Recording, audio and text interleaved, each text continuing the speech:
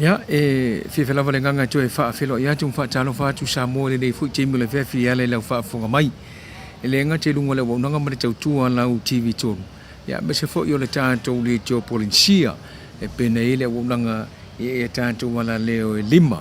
Ya, i le fu timu le fefi el manatu. Ya, usmai lau fa'afonga o le ase i tam faiantu. Ya, wale tomu lalo wina ya le fa'afonga mai le atunu. Tulanga pena ye inisi o tātou Falfalupo leo to ai tau nuu mai le fu timu le fiafi. Ile Falfalupo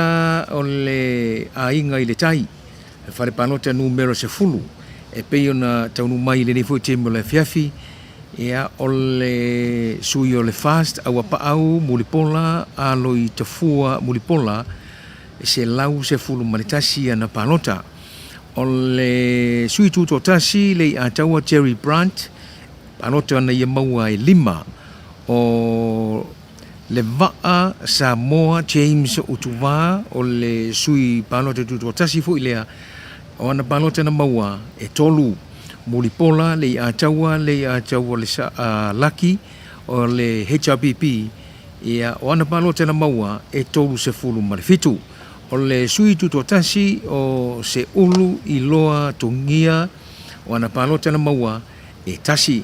o le awhainga o tātou panota ia mo le Falfalupo numero se fulu o le Aiga le tai e se lau lima se fulu marifitu. E ona toe whaafonga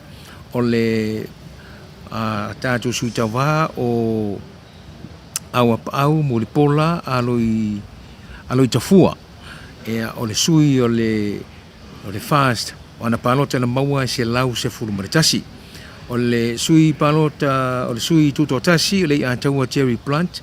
lima na palota na maua. O le vaa, ia Samoa James Utuva, o le sifoi le sui tuto tasi, o ana palota na maua e tolu. O le sui o le HRPP, mulipola, le ataua le ataua laki, o ana palota na maua e tolu se fulu malefitu. O le sui tuto tasi, o se ulu iloa tongia, o ana palota na maua e tasi o le awhainga o a tātou panota o le Falfalupo numero se fulu o le Aiga o le tai se lau lima se fulu ma le fitu. O le tātou Falfalupo mua lana lea ua taunu mai i le fu timu o le fiafi. O le si a tātou Falfalupo lea ua taunu mai o le Falfalupo Lefaga ma Faleaseela. Lefaga ma Faleaseela i le Falfalupo numero se fulu ma le tolu. O le sui o le fas, ma Falfalupo, le atu avao, ma kesi, pisi, o ana palota na maua, e tolu se fulu ma le valu, tolu se fulu ma le valu. O le sui o le tutotasi, ma Falfalupo, tu sipa ma Falfalupo, o ana palota na maua, e tasi. O le sui o le SLP, o sua, tenielu sua, o ana palota na maua e tolu. O ana palota na maua e tolu. O le sui o le HRPP o suatai iao e matalii e John Pasina o ana palota na maua e lua se fulu. O le sui o le SAP o Tusani le whangawao lua o ana palota na maua e se fulu. O le tūwhatasinga o a tātou palota mo le Falfalupo numero su martolu mai le whanga ma Faleaseela e fitu se fulu ma le lua. O le whaiunga na o a tātou palota ma le Falfalupo numero su martolu o le Falfalupo le whanga ma Faleaseela. O le si a tātou Falfalupo leu tanu mai o Safata numero tasi, o tātou suitawa o le suitawa le sap fepulea i Samuelu tau fao po tau fua o ana palota na maua le Falfalupo numero 5 e fitu. O ana palota na maua e fitu. O le sui o le HRPP le ana Ronnie Mulitalo Posini o ana palota na maua se lau lua se fumaleiva. O le sui le fas, seve tei a fui mono e tolu se fulu ma le valu. o le au whainga o a tātou palota o le whale palota numero 5 ia mai le whale palota Safata numero 3 se lau fitu se fulu ma le wha se lau fitu wha o le sia tātou whale palota le na ia walawa fo i le whaafonga mai se o tātou nuu ia i le nei fo i teimi o le whiawhi o le si tātou whale palota ia o le whale palota Siumu ia e pei ona taunu mai le nei fo i teimi o le whiawhi o le tātou sui tau wā, o le sui tau wā tutu o tasi o whaalongo a suao o ana palota le whale palota numero 2 Siumu, tolu se fulu ma le tasi, tolu se fulu ma le tasi ia ana palota na maua mai whale palota numero 2 ia mai Siumu o le sui le chapipi whaiva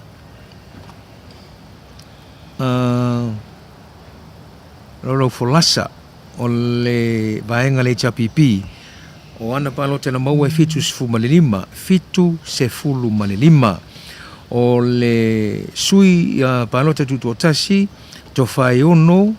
e mea lofa o ana palota na maua e se fulu ana palota o le sui tutu o tasi o le sui o le faso tu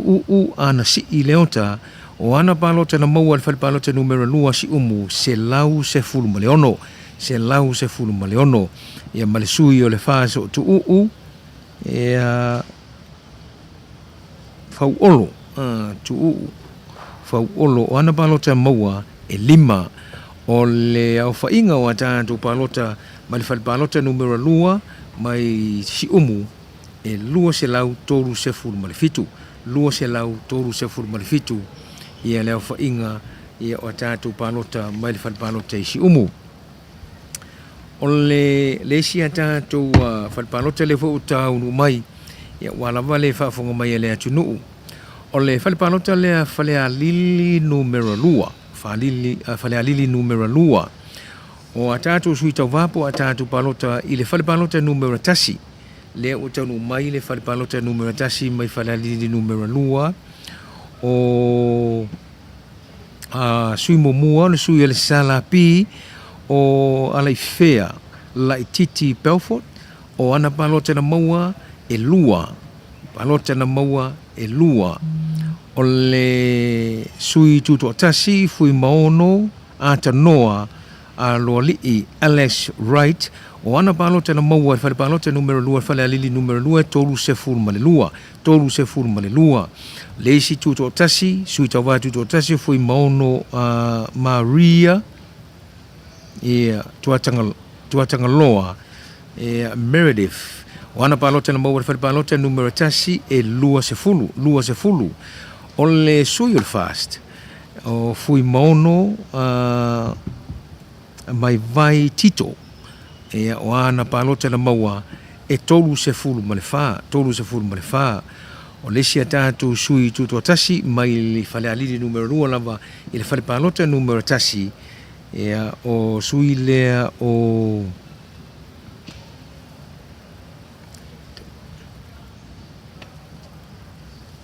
au talavou taua e wha ia o ana palota na maua e fitu se fulu ma le tasi i le whale palota numero 3 lava lea ia i Falealili numero 2 le voila o le au whainga o palota mai le whale palota numero 3 Falealili numero 2 e se lau 5 se fulu ma le iva o le whale palota numero 2 i Falealili numero 2 lava lea fo ua taunu mai o le sui o le salapi o Alaifea Laititi Belfort o ana palota na maua e le ai se mea o le sui o le tutu o tasi fui maono e alolii Alex Wright o ana palota na maua le whale palota numero 2 e 5 le sui tutu o tasi e mo le Falealili numero 2 o le sui tutu o tasi o fui maono Maria tuatanga loa i le whale palota numero 2 lava o ana palota na maua e se lau ma le wha o ana palota na maua se lau ma le wha o le sui le fast fui maono mai avatito o ana palota na maua le whale palota numero 2 se fulu ma le fitu se fulu ma le fitu ma le tatu sui tu totasi i le falepalota numero 2 lava o tau e fa au talavou tau e fa o ana palota na mau se fulu ma le lua o le au whainga o tātou palota i le falepalota numero 2 le Falealili lua se lau tolu se fulu ma le valu se lau tolu se fulu ma le valu ele i mo mai le whaiunga le falepalota numero 3 i Falealili lua lava leu taunu mai le tātou whaiunga mo Falealili lua le falepalota numero 4 o le sui le salapi Laifea, Laititi, Belfort o ana palota na mau le falepalota numero 4 le ai se mea o le suitu totasi fui maono ante no alo lii Alice Wright o ana palota na mau le falepalota numero 4 fitu se furu ma le lima o le suitu totasi lesi suitu totasi fui maono Maria Tuatangaloa o ana palota na mau le falepalota numero 5 i Falealili lua lava lua se fulu o le sui o le fast fui maono mai avatito o ana palota na maua le falepalota numero 4 Falealili lua se lau ma le fa ia ma le sui tu totasi ia tau e fa ia au talavou o ana palota na maua le falepalota numero 4 tolu o le au whainga o a tātou palota na maua le falepalota numero 4 Falealili lua lua se lau ma le lua le fona utonu mai ia le falepalota numero 5 mai le Falealili lua lava wa lava lau whaafonga mai sui le salapi Laifea, Laititi, Belfort le falepalota numero 5 i Falealili lua o le au whaingo ana palota o le ai se palota o le sui tu totasi fui maono ano lii Alice Wright o ana palota na mau le falepalota numero 5 se fulu ma le fitu o le sui lesi sui tu totasi fui maono Maria Tuatangaloa o ana palota na maua i le falepalota numero 5 i Falealili lua lava 5 se fulu ma le tolu o le sui o le fast fui maono mai avatito o ana palota na maua lua se fulu o le sui tu totasi o tau e fa au talavou tau e fa o ana palota na maua falepalota numero 1 ia i le falepalota Falealili lua se fulu ma le lua o le o maua mai se palota ale sui o le fast ia i le falepalota numero 1 o le maua uma mai lava ia palota ia a isi sui ai na o le sui o le fast ia fui maono mai avatito ia i le falepalota numero 1 le o maua mai sana palota pe fia se au whainga a o le au whainga o palota ia i le tu whatasinga le falepalota numero 1 ono se fulu ma le lua ia o tūlanga rena pei o na iai ia le falepalota a Falealili numero 2 o le isia tātou falepalota ia pei ona taunu mai o lea ua taunu mai ia le falepalota Aleipata Itupa Aleipata numero mule Itupa i Lalo ia o le falepalota numero 4 lea ua taunu mai ia ua lava ia le whaafonga mai a le tātou atunuu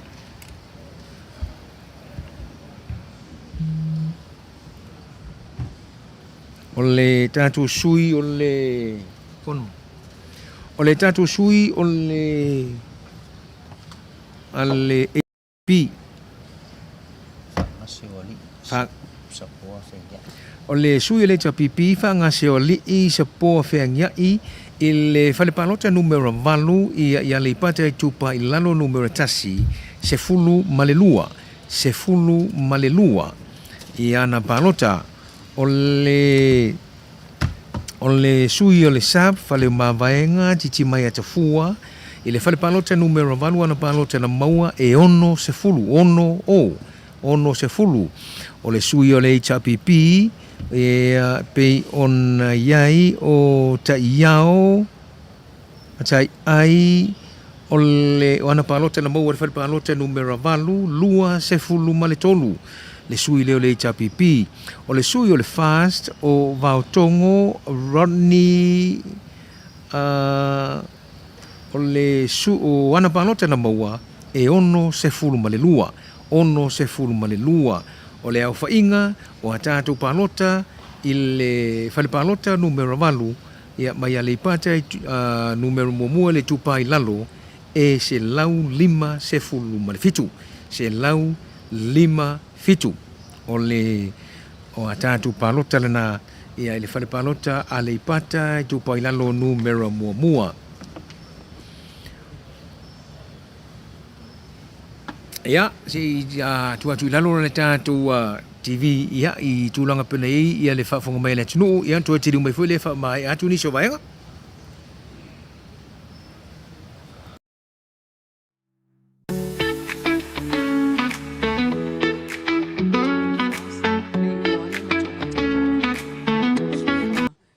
Ia ma tai atu asi sasa milo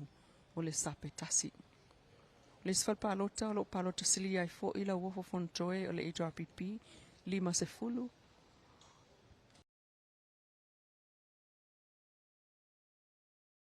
Lei u Ioane la mostele lu fuluono. Tai atu as sasa milo le sape lima. To mata nora leota le fase luas fuluiva. Palota silia i fo na le HRPP se lau lima se fulu. Fonotoe la wofo se lau su lima. Se lau lima se fulu. Lei u Ioane la mostele tolu faa. Lua ono. Fai atu ati sasa milo o le sap. Tasi lima. To mata nora leota o le fas. Fatasi lua iva. Fatasi lua iva. So, Faasaleleaga tolu. Lawa iai fo'i ia le lato. Falpalota e tasi lau tau nua Faasaleleaga tolu. Ia, ele kai ia kaungu mai saba ima. Olono winga. Ole fai ia me tau sami ole fiafi. Ia, ona eva ia lea mata lau TV tolu. Ale se kiwi, ia, mailo Radio Polynesia, le Facebook, YouTube, on Radio Polynesia. Pea whapea ngā ole awala e kul kiwi le fale. Iyo e whangailo lum kirfoni. Ale o tau nu mai le puspale. Fale palota e tasi mai Faasaleleaga tolu. Faasaleleaga tolu. Fai taunga le aloa ia. E to lua ila ua lo tau vā mai ai. O namulau ulu papali i leota sami leota e lua se lau tolu sfulu o le HRPP. O le falpalota tolu fā lea. Papali i lio o loi pola ta maspa o le fā se lima sfu fā. Lima fā. Palota silia namulau ulu la falpalota tolu fā mai i Faasaleleaga numero tolu. E whapena fo inga ngai fomaunga numero lua. Lea ua taunuu ia falpalota e lua. Lua falpalota ngai fomaunga numero lua. Lea ua taunuu. Palo lava ono sa e mai. Ngai fomaunga numero lua. Lua falpalota lea ua taunuu. O i le tu malo le len tato ia nei tai au. E tau te foi mai ia ua ngau ale vape ia na umo i. So ngai fomaunga numero lua e to a ono na sui lua. Kasi lua kolu fali maongo e sao e ono o i le si tu malo le ale e ono na sui tau va. O le ono ale mawalunga sui tau va. Le ana tau va mai ai ia fale sao pule sei male ula Yosua le nalu fatu to tasi e ivas e ono se fulu le si fal palota na ia maua palota e ivas fulu wa lua fal palo kanga ngai fo lua le kom tau no mai o fo isala lilo tu Ioane o le fas e iva o le siana fal palota ngal kolu so alo feo umi menesi osi le sala pi e lua le fal paloka ai lua le fal paloka so alo maua iku lesa so alo o le sap e tolu le fal palota ai tasi le fal palota tangaloa Mark Hodge sa alu tu tasi e iva le fal palota ai ono le fal palota tolo ngata so alo si oeli alo faifo la mese sui al HRPP E iwa su fa falpalo ka fasfulu. E se fulu lana falpalo ta fasu tes male ona lono winga. O leo lo palo ta silia I lava I le HRPP le falpalo ta le Sioeli. Ia na palo ta silia le HRPP tolonga ta so alo. E iwa su fa so o toila ia le o le suitu to tasi ia fale saupule e onors fulu a solo e fale le iva a fo sala lilo lua a so alo feumi tolu a solo mawai iva a tangaloa Mark Hodge le sfat palota le nga Gagaifomauga lua le palota silia mai ai ia le fionga fale saupule iva sfulu so toim palo trai se fulu so alo Sioeli so toim palo trai ono tangaloa Mark Hodge so toim palo trai tolu a fo isala tu so toim palo trai lua so alo feo umi mene siosi ia male palo trai tasi a so alo mawai kulesa so alo ia le na le lua fal palo tale wa taunu umai I Gagaifomauga numero lua e ono na sui na tauva wa matuata ape la vala na palota fainga tafo tau matamatenga awa o inei masane ya I tu malo ya tele ya mai savai e tele la to palota I nei polu tele atu la to palota I polu na ilo savai si tau sanga ioi papenga fo ya Gagaifomauga kolu Falealupo mamao leo ua taunu umai ia la to fal palota tasi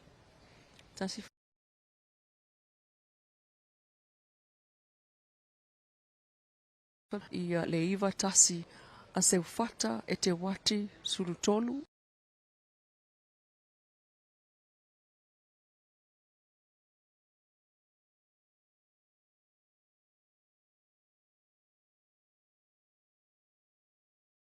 o le fas tui maseve poto se montafa fiu o le fas e falu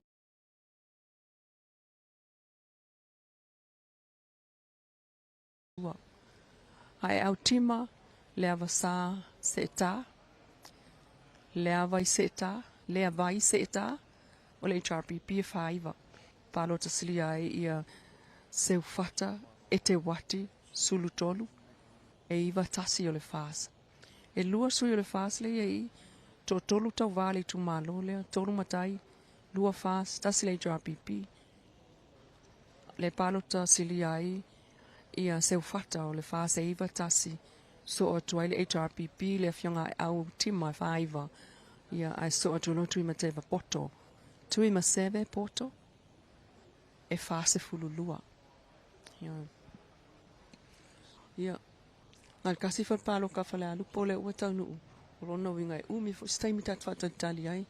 mo le vaenga le na mangai ia me fo le lau mai u tele ni kai okay ai malo lava le ono sai malo le apuai ya toi tele mai ta tu Faasaleleaga ia mai Lalo I le fionga ia le lua me se fo le lenga fo mai tu wan tu funga mal vai ngai Lalo ia e falpalota Anoamaa numero tasi o le falpalota Anoamaa numero tasi e tasi le la tu falpalota le uta no mai le falpalota numero valu ia e peona ia na fa ana fa iunga on le sui le HRPP ala ia sa malanga mo fa wo se polona mo nanu o ana palota na mo le palota numero valu fitus fumalfa fitu fa o le sui nga le HRPP o le sui o le fast ia mo fa wo Julius akui e ta funai o ana palota na mo le palota numero valu e iva se fulma le valu iva se fulma le valu ia male sui ale HRPP le si sui le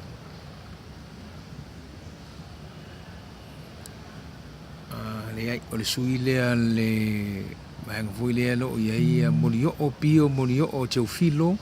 o ana palota na maua ia e tasi ia le tumumpule lea ia le sui lea ia murio o pio murio o te ufilo o lana palo tena maua e tasi ala ia sa le vaenga le tapipi fitu sumalfa mo e fa wo Julius vaenga le fas vaenga fa foi le fas e iva sumalvalu ma le tumumpule o le ia murio o pio murio o te ufilo e tasi o le au fainga ia o a tātou palota e whare palota numero valu a Anoamaa numero tasi se lau fitu sumatolu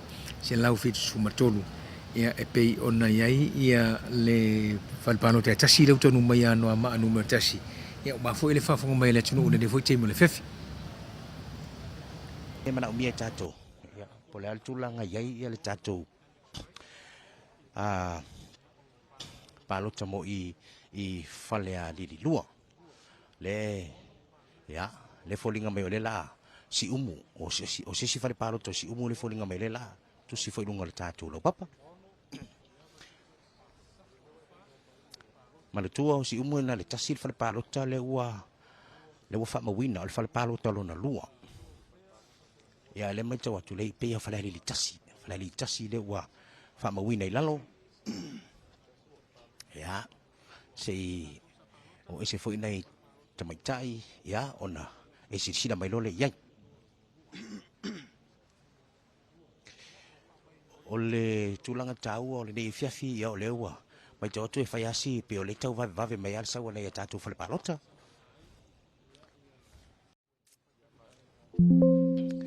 ya le na Falealili tasi ya sei tatu titilo le ua so ale lua fale palota i Falealili tasi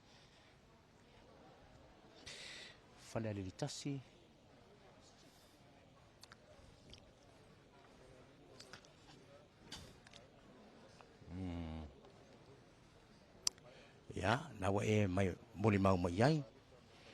o e silisila ni iai lunga le tātou lau papa fai rumela si a Alec le au pepe la tu sui tu to tasi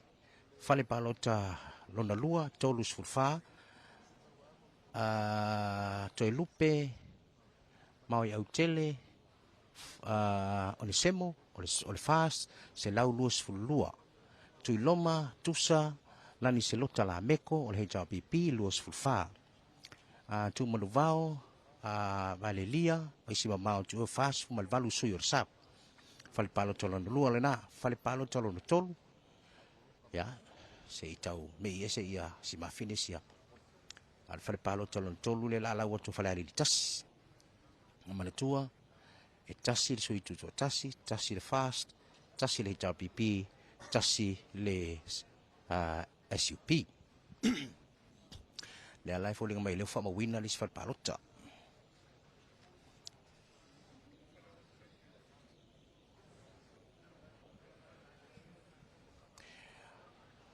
o le fale palota lona tolu Falealili tasi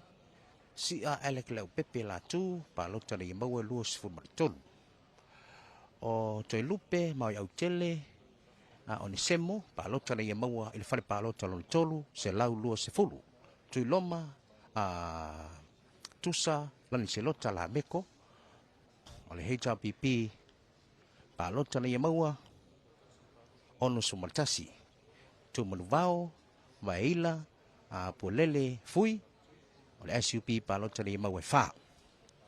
saulo le fale palota lona ono si a Alec leo pepe la tu e leo whamawina sana palota le fale palota lona ono toi lupe mau au tele o ni semo palota le maua iwas furuono tui loma tusa lan se lota la meko palota le maua luas furua matu manuvao vaila polele fui palota le maua tasi ya na o mo fa popo o ila tu no fa palota il fal palota lona lua e lua se la lua valu o le fal palota lona tolu e lua se la mo le valu ma le fal palota lona nono se la se formaliva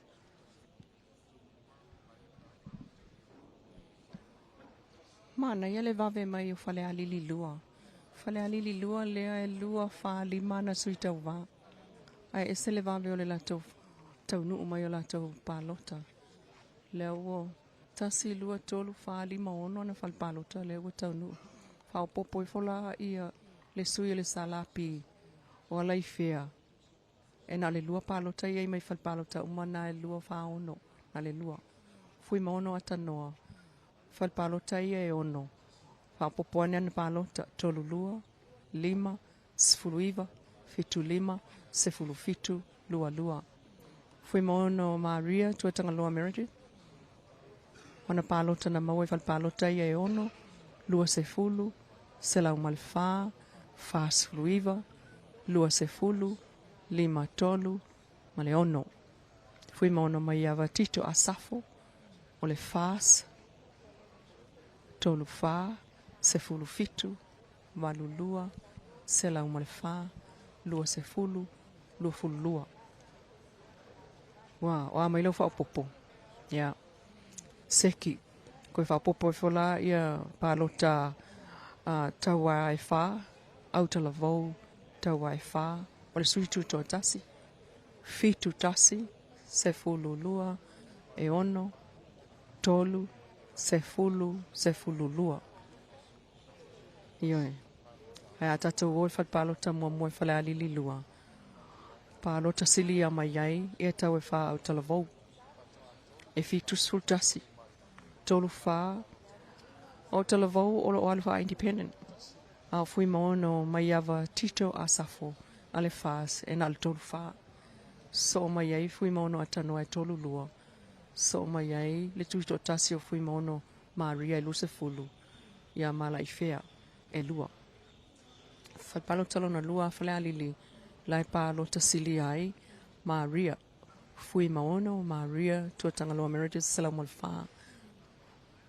Salamalfa ai sui independent. Ya. Waya isi tato palota falpalota o le tumalo o Samatau. Deixa eu dizer o que penso dessa vida. Preciso de mais desabafar. Siumu! Deixa eu dizer o que penso dessa vida. Preciso de mais desabafar. I'm hurting, baby. I'm broken down. I need your loving,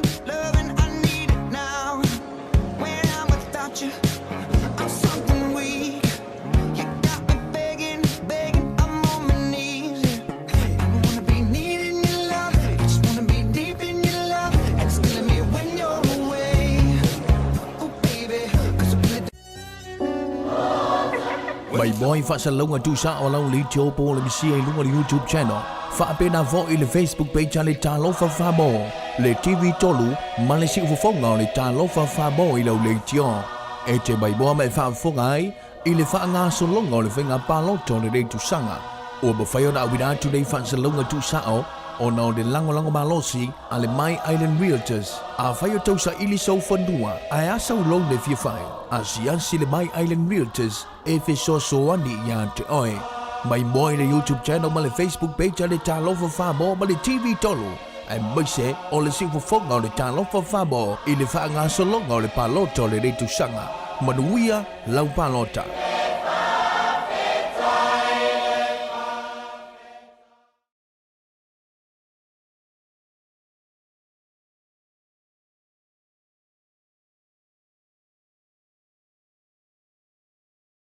Toe whaamalo atu le whaafonga mai si o tātunu le nefu te me le whiawhi malo le ono sai, malo tau atai ia ein manatu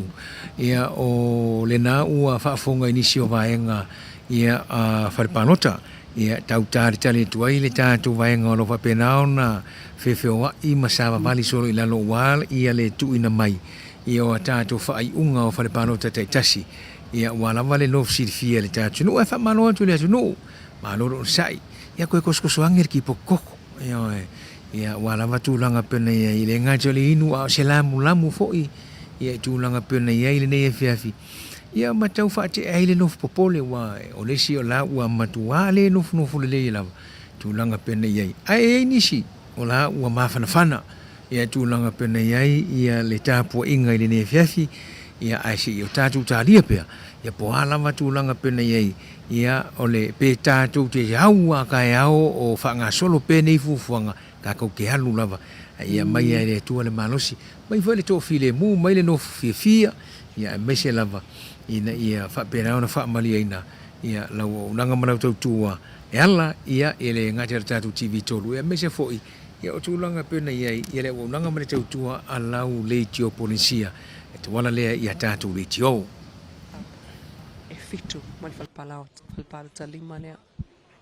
o Siumu lena tawa mai ai ia le toa lima tasi lua tolu fa lima matai tasi la to falpalota le utau nu le palota silia mai ai tu wan si ese lau sfuluono so mai ai faiva lau folasa o le HRPP e fitu sfulima so o mai ai whaalongo a sua o e tolu sutasi ia so mai ai tofai ono me alofa i se fulu ia ma tuu e kumeni tuu e kumeni whawolo e lima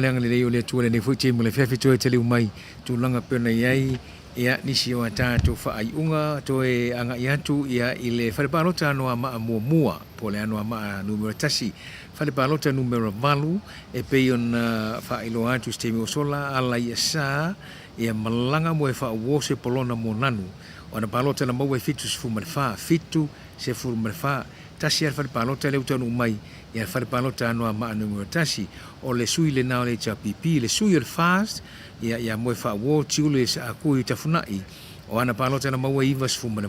iwa valu ia malisui o tumu mapule ia murio o pio murio o teofilo o ana palota na maua tasi tasi o le au whainga o a tātou palota i le whare palota numero valu Anoamaa numero tasi fit se lau fitu sfumatolu se lau fitu sfumatolu ia tātou palota tu fatasi o lela e siria mai e le palota le tasi Anoamaa numero tasi ia le sui fast iwa se fu malvalu tulu ia le HRPP ala ia safi tu sumalfa ia male sui ia o le tu mo pule ia murio o pio murio o teofilo e tasi ia o sasina ia o update ia walava ia tulanga pene ala tu te liwa tu ata tu fasalonga ia le tatu vaenga ia forma itu e mese foi le lu am sen teni lu male tamata e koris wani so tatu fa yunga e lu se fulu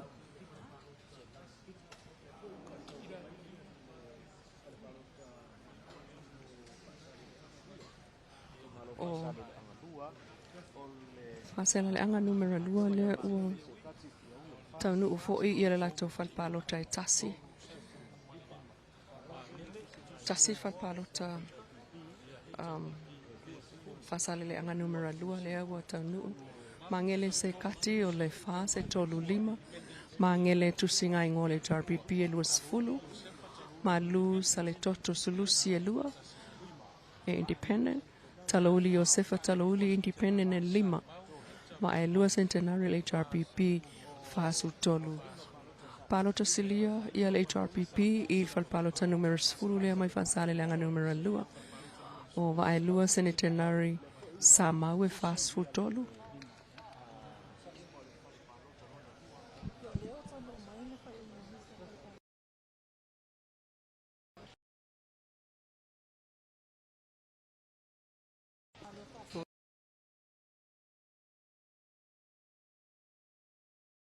numero 2 le tumalo ilan falpalota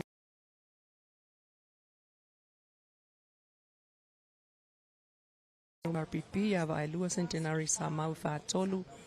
tolu lima mangele se katifia uyo le fa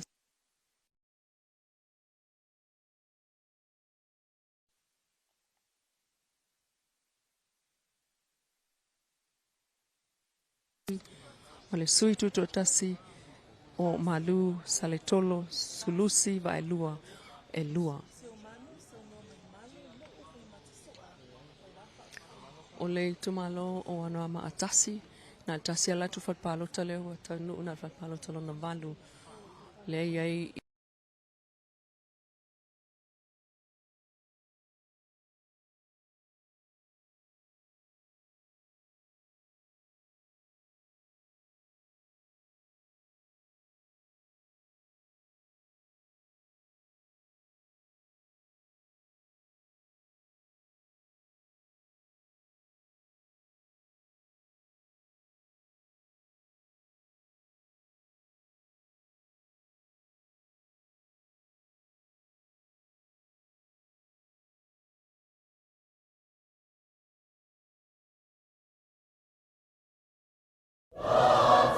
Mai boy Faasaleleaga o lau li tio po le misi ai lunga le YouTube channel. Whaapena vo i le Facebook page le Talo Falfalupo. Le TV tolu ma le siufonga le Talo Falfalupo i lau le tio. E te mai boa mai whaafonga ai i le whaanga solonga o le whenga paloto le rei tusanga. O bawhaio na awira tu le Faasaleleaga o na o le lango malosi a le Mai Island Realtors a whaio tausa ili sau whanua a asa u long le whiawhai a siansi le Mai Island Realtors e wheso soani ia te oe. Mai moi le YouTube channel ma le Facebook page le Talo Falfalupo ma le TV tolu e maise o le siufonga o le Talo Falfalupo i le whaanga solonga o le paloto le rei tusanga manuia lau palota.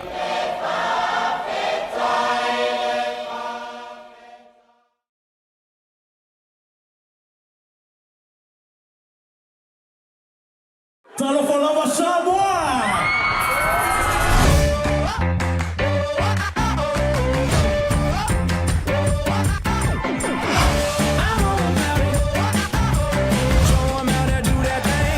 To do now.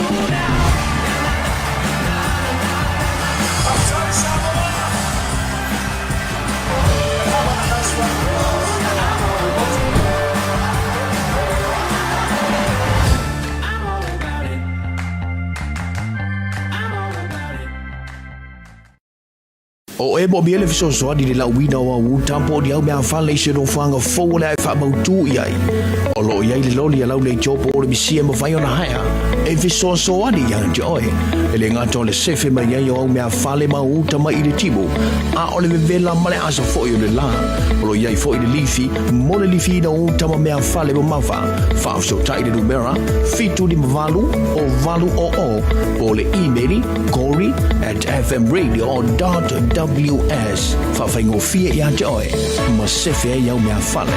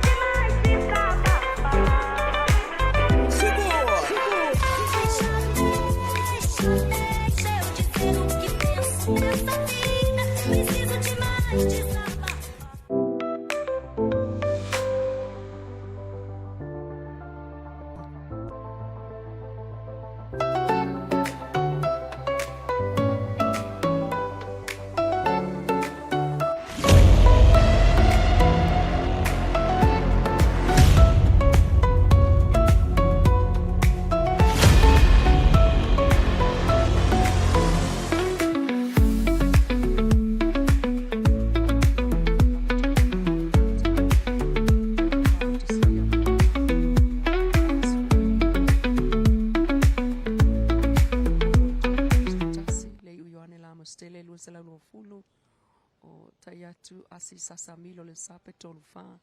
to mata nora yoane le fa se fulu lua se lau fitu iwa tangata palota o leitu malo le safaela to palota I ia ona o le ua lua fa lima fal palota o Anoamaa alua le ua taunuu fa upopo ane lau fal palota na e lima mo la wofo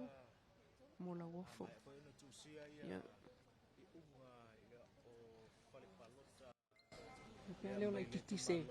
lenga oko ia o la wofo fontoe no sili pierre se lau sulima la wofo fontoe se lau sulima se lau lima kolu valutasi se lau lima sfulu lei o yoane la mostele sio o le fas man fal palota e lima o le tolu fa se lau sefulu lua se lau sultasi lua se lau lua fulu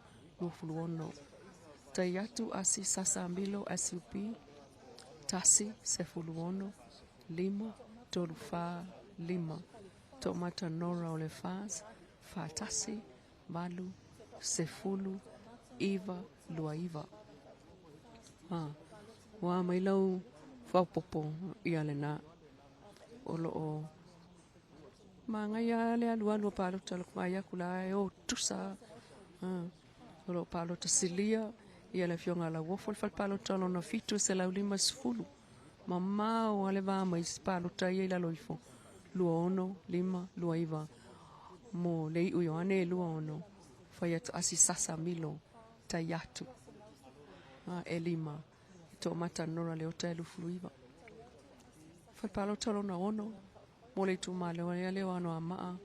le ai palo tasilia ile fa se lua se la lu fulu lona lua valu sutasi al HRPP la wofo fono toe tolu sufa le sapi ata yatu asi maleiva ato mata nora ya Aleipata Itupa Lalo na altasilan falpalo tale utanu na altasilan falpalo tawatanu ya na salaulum sufitu palo tapo tangata na palo tai ina leo lo o numero silia ile palota ale fast ya ba tongo rani e onos fulua so ai mal palota le sape onos fulu fale o mavaenga ya so mai mal los futolu ata yao e los futolu ya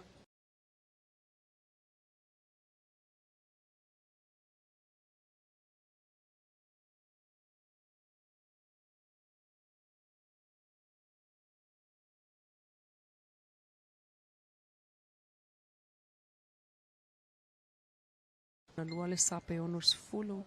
le sunga fale o mavaenga lona tolu ta yao mata vai e lu futolo le HRPP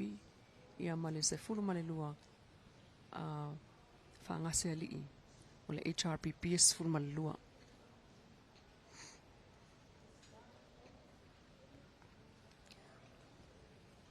ia on faileo sina tatou malolonga la ititi mani ai ele masani ai wakase fia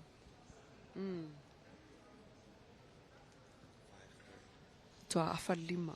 ele sauva amai saba afalima ala wo ye pusala tanu e pusala wo tanu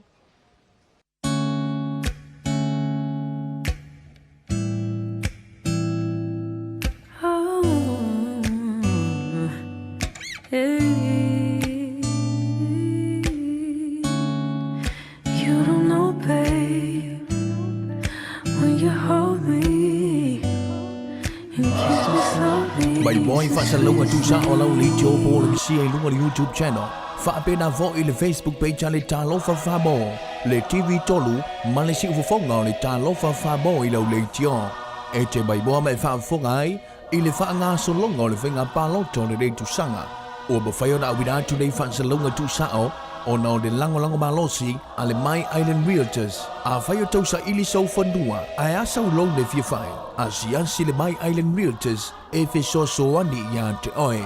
my boy le YouTube channel ma le Facebook page ale talo Falfalupo ma le TV tolo ai mới sẽ ở lại siêu phúc ngồi để trả lót pha bò ili pha ngã số lót ngồi để pa lót cho để đi tu sang à mà đuôi à lâu pa lót trả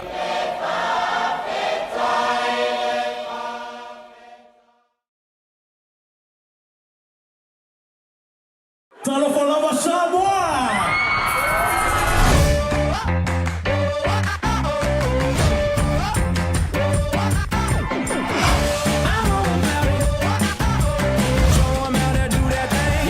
To do now.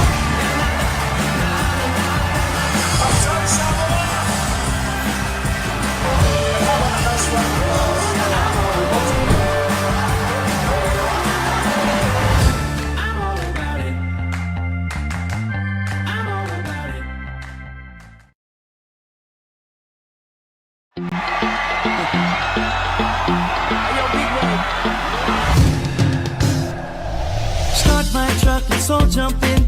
Here we go together. Nice cool breeze and big palm trees. I tell you, life don't get no better. Talking about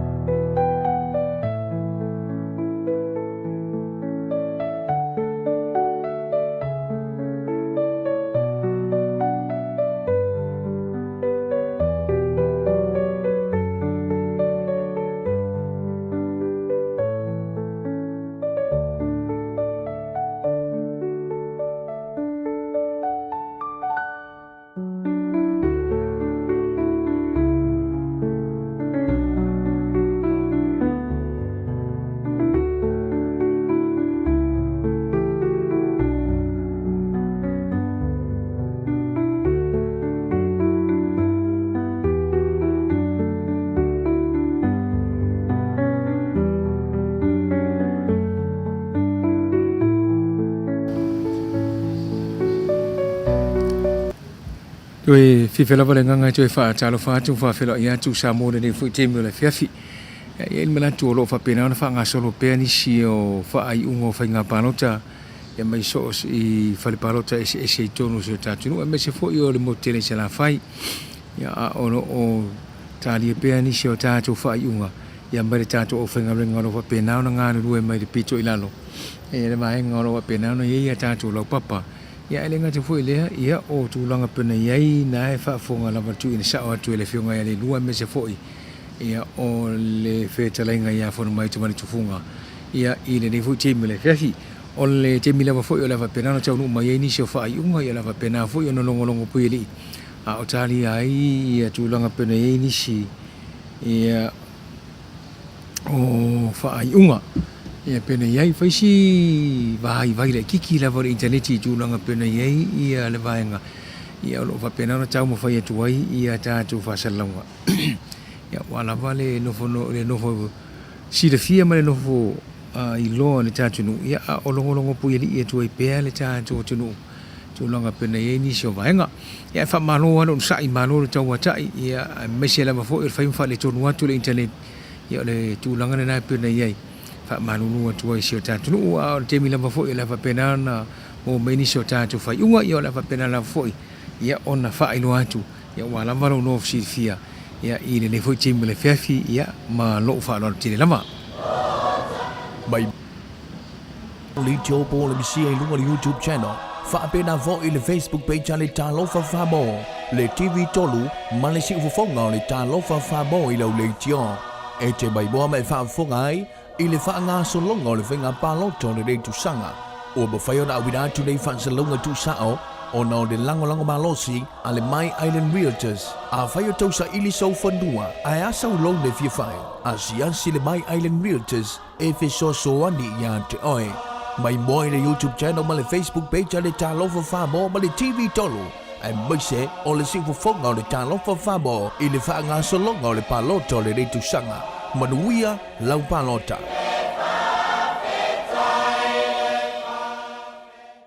Talo for lava Samoa.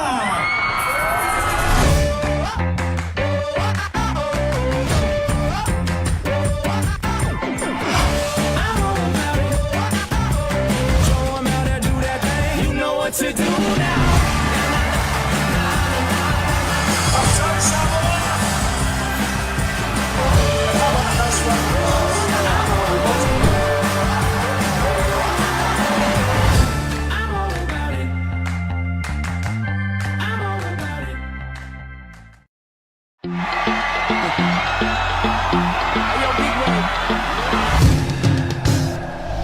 Start my truck, let's all jump in.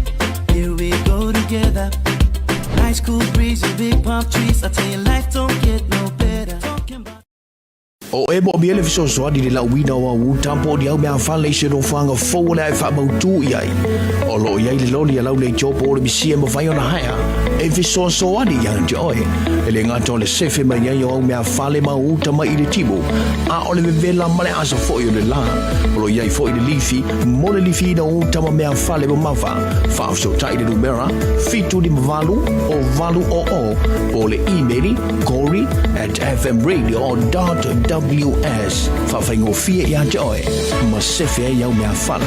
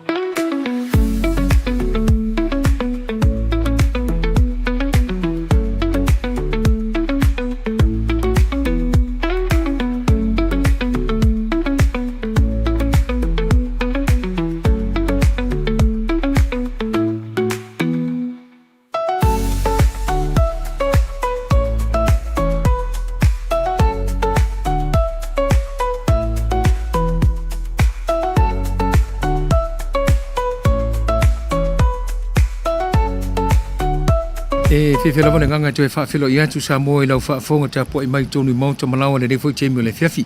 E manatu ia a tonu o lea ua no fisirifi are to o telo le malu le tunu. Ia e tamu whai atu pea i nisio i unga o a tātou whatpanota e pei o na iai. I le whatpanota Anoamaa lua e pei on whaailoa i se temi ua ele i mamau. Le sui le ta pipi fono toi pila wofo. Whatpanota numero a tolu se lau sumane lima. I le whalepalota numero fitu. I le Anoamaa lua nama lea se lau lima se fulu. O le sui o le sap. Ia tai atu asi sasa milo. Ia o le whalepalota numero tolu. Tasi whalepalota numero fitu lu sumale ono. Ia whaapopo ane la mai o e tūlanga pena iai ia le ne e fiafi. O le sui o le fast ia i le Anoamaa numero lua o le uioane la mostele sio. Whatpanota numero tolu e tolu suma le wha. Whatpanota numero fitu e lima. O le sui o le fast ia le si sui o le fast le ia to mata nora leota. O le whatpanota numero tolu e wha suma le tasi. O le whatpanota numero fitu e lua suma le iwa. I le tūwhata singo o tātou panota mō whatpanota nei e lua. I le whatpanota numero tolu se lau iwa sumaritasi, whatpanota numero fitu lua se lau se fulu. Ea e pei o na iai. Ea le nei fwoi teimi o le fefi. Ea pei o nisi nau a tātou whatpanota lea ua tanu mai. O le whatpanota Faasaleleaga numero tasi, le hati nganga ta whai lawina i inga. O le whalpanota numero iwa tasi lava leo tonu mai wha suma le wha o le sui leo le fast. O le sui o le sap mata mua wa sati sili o ana panota na maua i le whalpanota numero iwa tolu.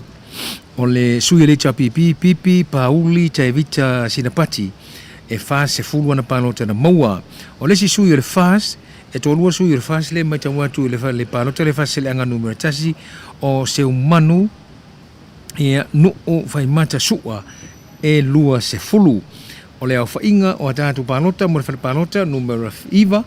a le whapanota Faasaleleaga numero tasi se lau marifitu. Ia le au whainga o a tātou panota. Faasaleleaga numero lua mangele se kati o ana panota na maua tolu sumane lima o le sui leo le fast, o le sui le chapipi mangele tu singai ngoa. O ana panota na maua e lua se fulu. Sui o le tuto tasi i o malu sale toto. Sale tolo. I o ana panota na maua e lua. O le sui tuto tasi, le si sui tuto tasi le iai o tala ili Iosefa talo uli. O ana panota na maua e lima. O le sui le chapipi va e lua senetenari se mau. O ana panota na maua e fast fu mare tolu lau whainga se lau male lima. Tātou Faasaleleaga numero tolu. Faasaleleaga numero tolu o le sui le chapipi na mulau ulu pali i leota sami leota. O le whalpanota numero lima iwa suma le wha. Whalpanota numero ono se lau lua suma le fitu. Whalpanota numero fitu lua se lau tolu se fulu. Mare whalpanota numero se fulu e valu se fulu mare tolu. O le sui o le fast pali i li o le pola ta eu ma se pau. Whalpanota numero lima iwa suma le iwa. Whalpanota numero ono e wha suma le valu. Whalpanota numero fitu lima suma le wha. Mare whalpanota numero se fulu e ono se fulu ma le lima. Tātou au whainga o tātou panota toro votes mo whalpanota ne e tasi lua tolu wha. Whalpanota numero lima se lau iwa suma le tolu. Whalpanota numero ono se lau fitu sumare lima. Whalpanota numero fitu lua se lau varu sumare wha. Mare whalpanota se lona se fulu. Se lau wha se fulu mare valu. Ia o nisi na o a tātou panota ia mo le nei fwoi teimi o le fiafi. O le Faasaleleaga numero wha. O le sui panota tutuatasi o talatau li sale tuioti. Whalpanota numero valu o ana panota na maua iwa. O le sui o le fast, tea, to ala peato o ana panota na maua lua sfuma le lima. O le sui le chapipi, tofa, li o foleni, o ana palota e maua lua se fulu mane fa le au fainga lima se fulu mane valu a o fa pena ona fa ngasolo mai e pea tūlanga pena i nisi o whare palota ia mai a tātou tū malone e pei ona whaairo atu ia i le nei fui teimi o le whiawhi ia whai ma koskosoange ia tūlanga pena i lau kipo koko ia o lau penny po lau calculator ia e whapena ia ona whao popo ane lava oi whare palota nga Gagaifomauga numero lua e pei ona au maia e lua whare palota leu tanu mai numero 5 ma numero 1 sui tu tasi Falesaupule e o ana palota i le whare palota numero 5 e ono se fulu whare palota numero 1 iwa se fulu o le sui o le fas a fo isala lilo tuu yoane o ana palota na maua le whare palota numero 5 iwa whare palota numero 1 e tolu o le tātou sui o le salapi e so oalo feo e umi o ana palota na maua whare palota numero 5 e lua whare palota numero 1 lua so oalo e ka wai ku resa so oalo o ana palota na maua whare palota numero 5 tolu whare palota numero 1 e tasi o le sui to tasi o le sunga ya so oalo le nganu le sap sui to tasi le ya tangaloa mark i hoots iva na palota whare palota numero 5 ono i le whare palota numero 1 ia o le sui le tau pipi ia tolunga taua so oalo sioeli iva suma le wha na palota numero 5 ai se fulu i le whare palota numero 1 o le au whainga whare palota numero 5 se lau fitu suma le fitu whare palota numero 1 se lau suma lua ia le sina tātou whare palota ia wālava ia le whāwhonga mai si o tātou nuu ia i le nei fwoi teimi o le whiawhi ia masalonga o le pauia o a tātou vaenga lea ua toa i tonu mai ia ua fwoi le longolongo pui li ilama ia e le au nanga mare tautua toi whamalo atu le tātou sponsor ia o lofa penao na lango sua le tu sa o atu a tātou Faasaleleaga mese o le longolongo pui li atu le mamalo le tunu ia wālava nisi o whaai unga o wharepalota ia mo lau whaafonga i le nei fwoi teimi le whiawhi o nanga mare tautua lau TV tolu e mese lau le tio Polynesia ia mai tona matonei ia maloa lau sai ia tātou toe wheloi fo i stemi le o mamao ia wā fo inisi o tātou whai unga ia walau whaafonga mai mar whalalo Mai boy Faasaleleaga tusa o lau li tio po le misia i lunga le YouTube channel whaapena vo i le Facebook page le talo Falfalupo le TV tolu ma le siufonga le talo Falfalupo i lau le tio e te mai boa mai whaafonga ai i le whaanga solonga le whenga paloto le rei tusanga o bawhaio na awira atu le Faasaleleaga tusa o na o le lango malosi a le My Island Realtors a whaio tausa ili sau whandua a asa ulou le whiawhai a siansi le My Island Realtors e whesosoani ia te oe mai moi le YouTube channel ma le Facebook page le talo Falfalupo ma le TV tolu ai mai se o le siufonga o le talo Falfalupo i le whaanga solonga o le paloto le rei tusanga manuia lau palota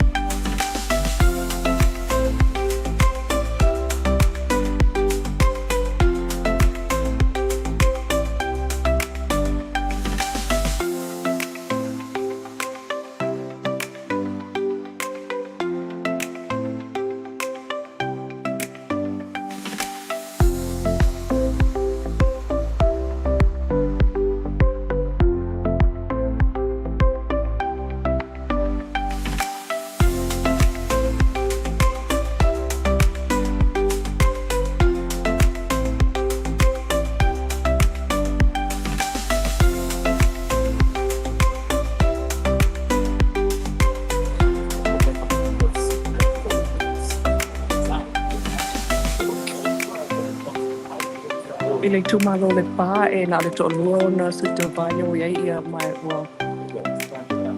pape ona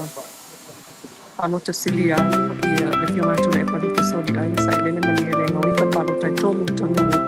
lua se la vantasi lua se la pafitu se la tonu o te fu o le fas se fu tonu iba fitu manu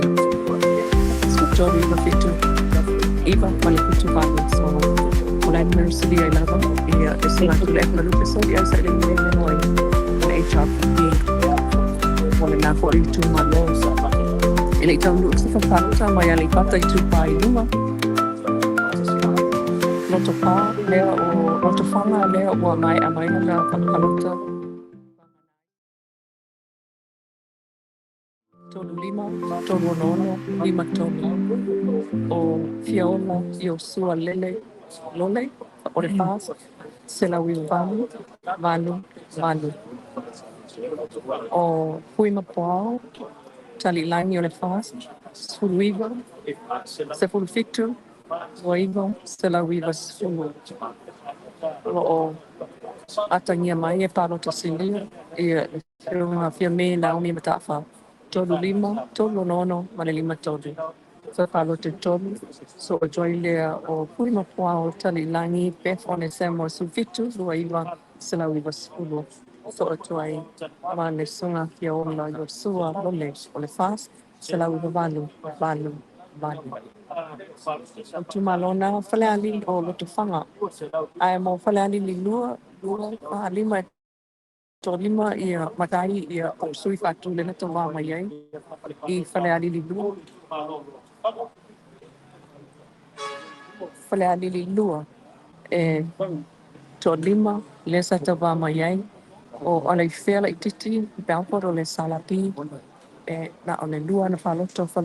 e ono lua fa ono le to nu o kui maono atanua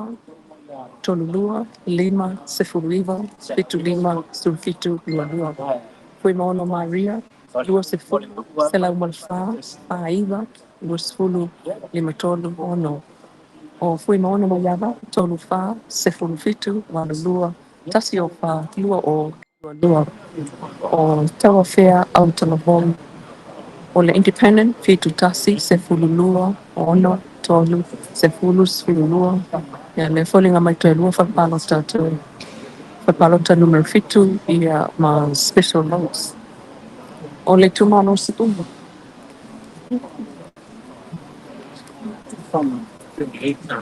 O le tumano Siumu e lua fa lima ia matai po te wā lea na tau fituli mai ai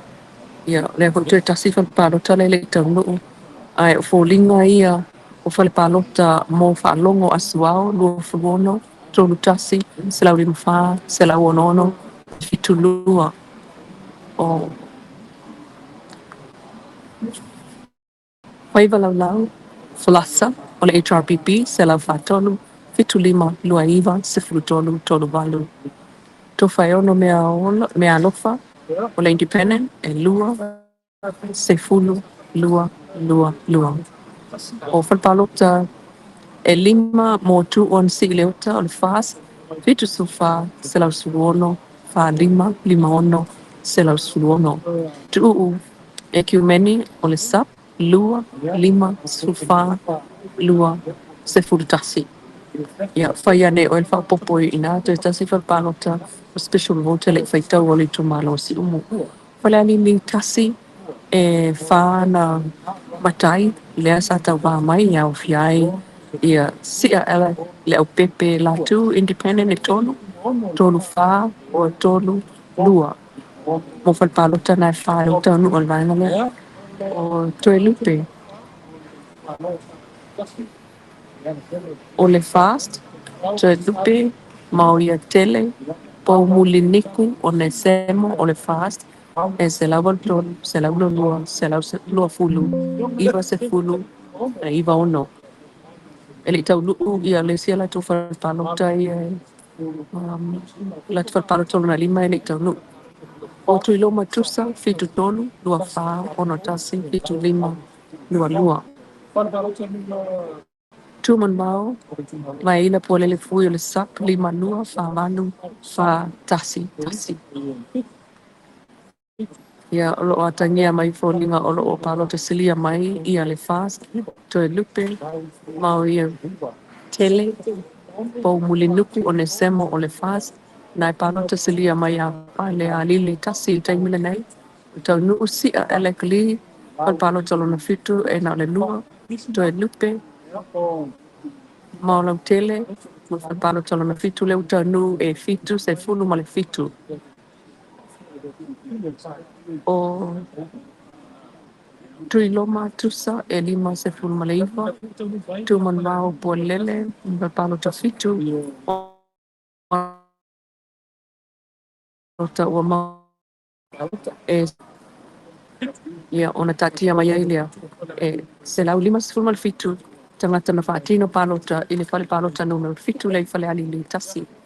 Ua tau nuu poi, ia le fale palo ta numero valu Falealili tasi lava, o sia alek e lua, to e lupe, e fitu se fulu tasi,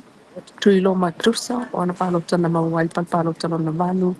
e selau fa se fulu malelua tonu selau fa su tonu mo tui lo matrusa HRPP o le sui o le sak tu man vaina o le fui o ana palota na mawai lima palota numero valu mai Falealili tasi e dua selau lusu tasi tangata na fatino i palota o le fo i tu malo mai sui e tu fa le o lo tau ba mai ai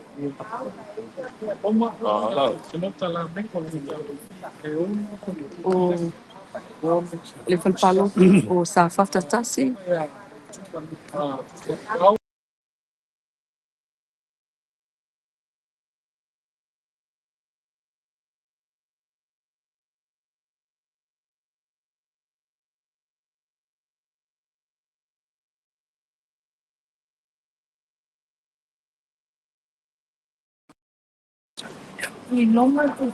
Safata tasi le o tau nu po Polynesia na falpalota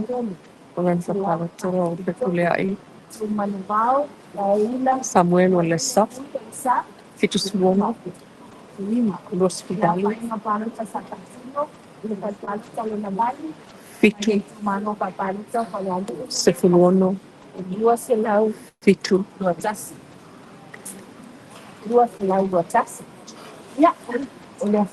Eva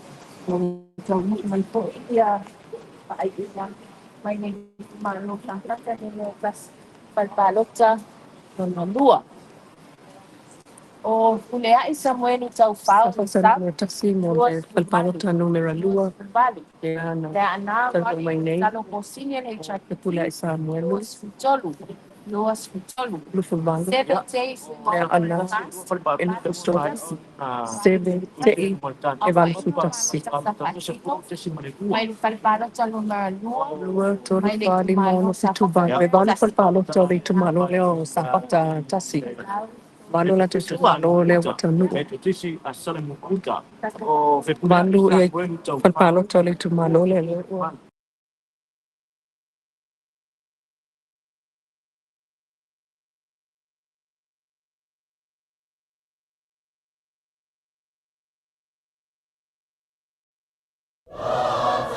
Mai boy Faasaleleaga tusa o lau li tio po le misia i lunga le YouTube channel. Whaapena vo i le Facebook page le talofa whabo. Le TV tolu ma le siufofonga o le talofa whabo i lau le tio. E te mai boa mai whaafonga ai i le whaanga solonga o le whenga paloto le rei tusanga. O bawhai o na awira atu nei Faasaleleaga tusa o na o le lango malosi a le My Island Realtors a whai o tausa ili sau whanua a e asa ulou le fia whai a si le My Island Realtors e fe so ani ia te oe mai moi le YouTube channel ma le Facebook page a le talofa whabo ma le TV tolu e maise o le siufofonga o le talofa whabo i le whaanga solonga o le paloto le reitu sanga manuia lau palota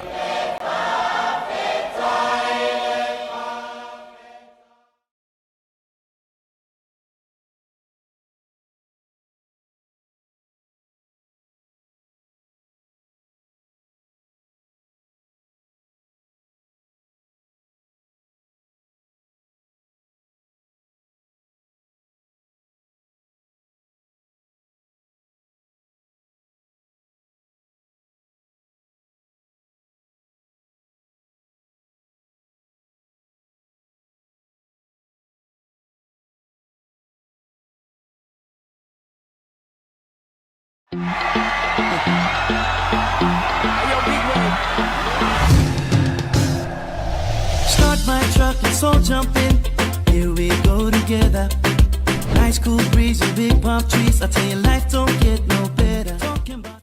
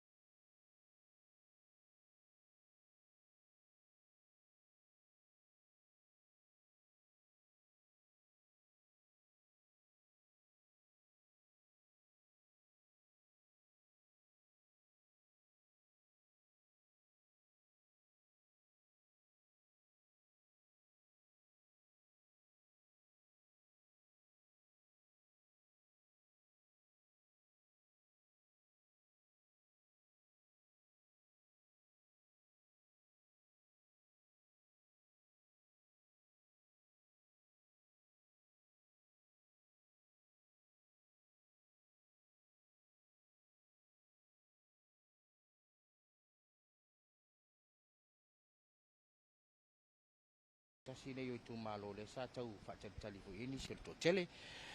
O le pā, tu le epa lupe soli ai sa ilele mari le ngaoi o le HRPP, fale pāno ta mua lua o tasi, lua se lau maritasi. Tupua, John tupua o le fast, se fulu maritolu. Fale pāno talo na lua, tu le epa lupe soli ai sa ilele mari le ngaoi o le HRPP, lua se lau fafitu. Tupua, John tupua o le fast, iwa. Fale palo tolo tolu, tu le epa lupe soli ai sa ilele maria le ngaoi, HRPP se lau tolu tolu. Tupua John tupua o le fast fetus fulmarevalu. Fetus fulmarevalu. Ia, o lisina ona ia tātou whaiunga o tonu mai, ia e iei so tātou whaiunga pe ona iai ia ala tau e sifo. O ala tau e sifo, Falfalupo ta mua li manu moti ala se fulmaleono. Tai tu ave la faitele valoanga ta titi ona se lau fas fulmalevalu. Lau fainga i la tau sa palota e se lau ono sulfa. Falfalupo lona lua ali manu moti alofa HRPP se lau tolulima. O tai tu ave la faitele valoanga ta titi ona o le fas lima sulua. na whainga I lātou na pālota le whale pālota lea.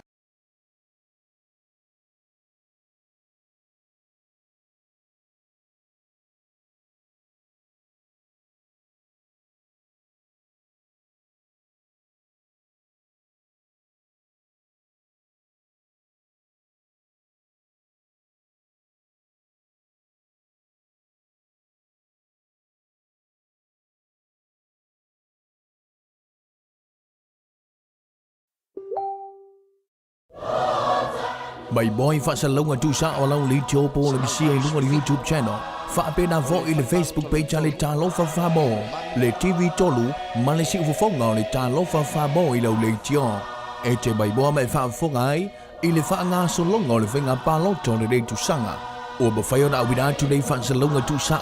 o na o le lango malosi a le My Island Realtors. A whai o tausa ili sau whanua a asa ulou le fia whai. A siansi le My Island Realtors e wheso soani ia te oe. Mai moi le YouTube channel ma le Facebook page a le talo Falfalupo ma le TV tolu. E maise o le siufonga o le talo Falfalupo I le whaanga solonga o le paloto le rei tusanga. Manuia lau palota.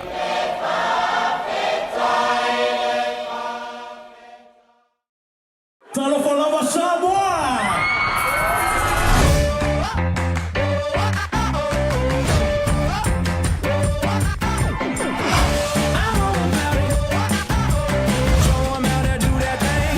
To do now.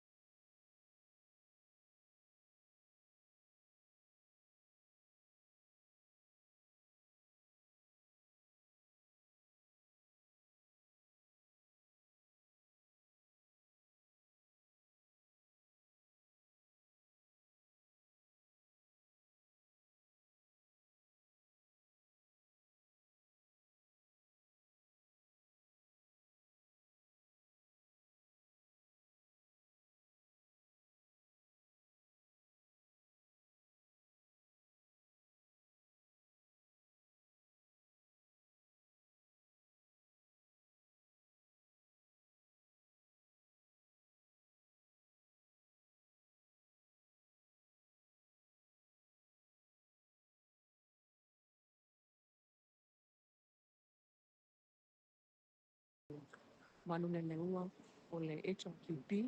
se lau tolu, lua se lau ono tolu, ma le ono sulima. Tō mga une, Fasufitu, Tolsutolu, Ufutasi, Palpalota Naitolu, Tofan, Tavamayai, Iletu Malo Flare Tatasi, HRBP, FAS, HRBP, Independent, Lu HRBP, Yamali Fas Tasi, Rolling a Mayor Falpalota, Numera Moamua, Afaleata Tasi, Leana Palota Silia Mayai, Ia, Lesuya Fas, Sela Fandima, so a German Leleua, Sela Tosina, so a joy, Alfomina, the Fasifu, the Palota Lua, Mole to Malona Mane, Liana Palota Silia Mayai, Ia Mandelua, Lusala on the John, so Mariman Leleua. One minute was sunny la meta, you saw our John Lai, Palota Silia, my Palota, Palota Nualia, like to Lalo, my Emanuel fast, Anusutasi, Don Sutoro to Mangula, as a full of from the Lalo.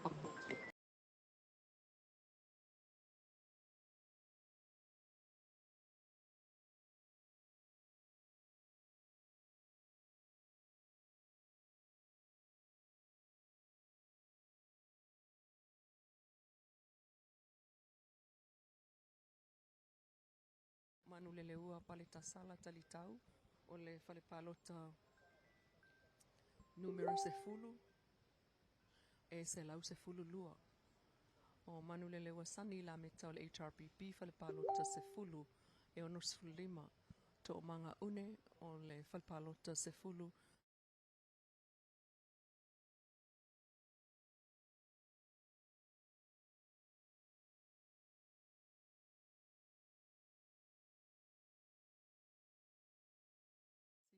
Lana Falpalotasi, Sutasi, mo Selautasi, Paunga, Te Omatavui, Paunga, Te Omatavui, Olefas, Lua Lima Tasi, Lua Lima Fitu, Paunga, Te Omatavui, Talalei Paunga, Olefas, Lua Lima Fitu. Safai, Yosua, Sele, Ole Independent Tolu Tolu, Sulamanaya, Salau Malelima, Palota Silia Ile Falpalota numero Tasi, Ia Paunga Te Omatavui, Talalei Paunga Olefas, Lua Salau Fitu, so a 12 HRPP, Sulamanaya, Salau Malelima, so a 12 Salau Toltasi, Faasaleleaga Itupa, Salau Toltasi, Male Tolu Tolu, Asafa Yosua, Sele. Ole Falpalota numero 5, mai Iva I Maunga Tasi, o lo numero silia ai ia palota le sape lua Salau Tolu 5 o Faasaleleaga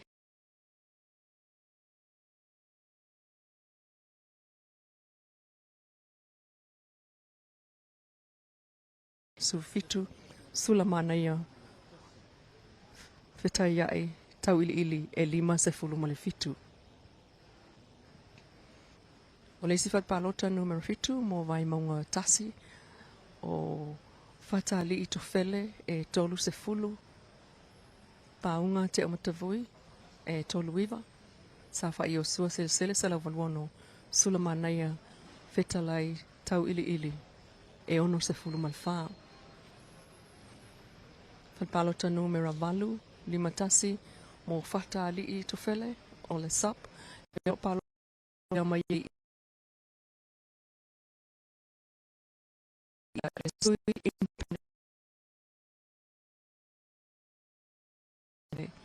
ona so o toele mal Salau Tolu 10 le HRPP Sulamanaya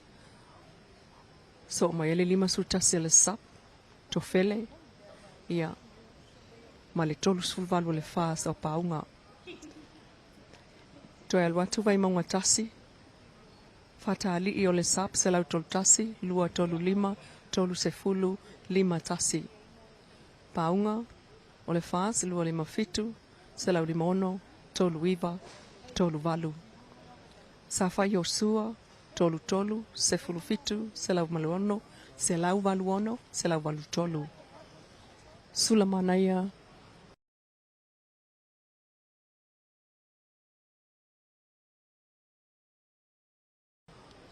vai maunga tolu Falling o lato falpalota tasi lua tolu fa lima ono fitu valu leu tau nuu. Lau timu ia wa lese o le sap lua o fa tasi fitu lima iwa tolu valu iwa fitu valu iwa sfulu salamu le valu tasi o fitu. O nonu la ulu William o le fas fitu iwa salamu le ono salamu le lua fitu tolu valu ono fitu tasi salamu sulua fitu lua. Silinga tusa Independent, tasi, ono, fa.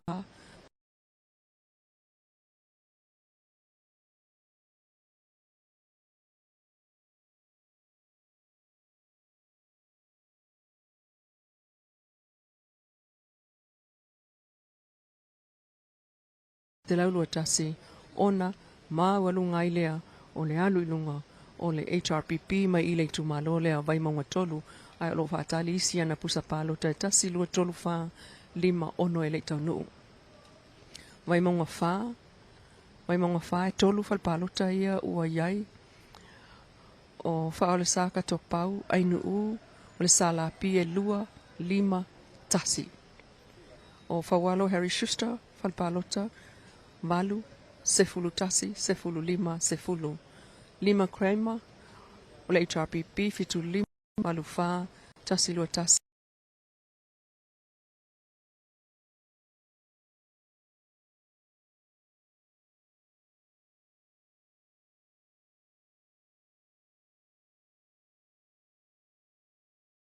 Sefulu ia o folinga na le ia ili taimile nei mo vai maunga wha ai le na le tolu ana pusa palota na utau nuu ia ai le kai mai fia pusa kasi lua kolu wha lima ongo fiku valu iwa pusa paloka le kaungu a vai maunga wha o faleata tasi e whaana pusa palota lai ua iai whaana pusa palota mo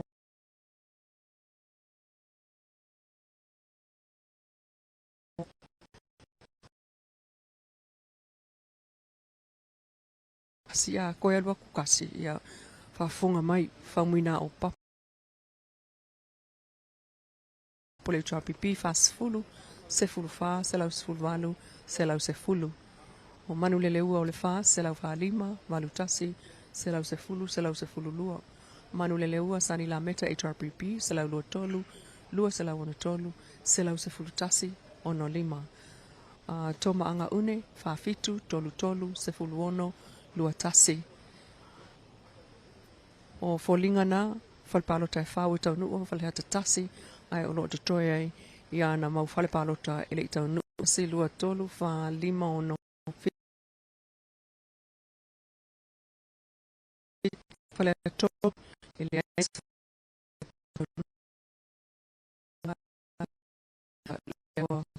tau nuu lana falpalota e tasi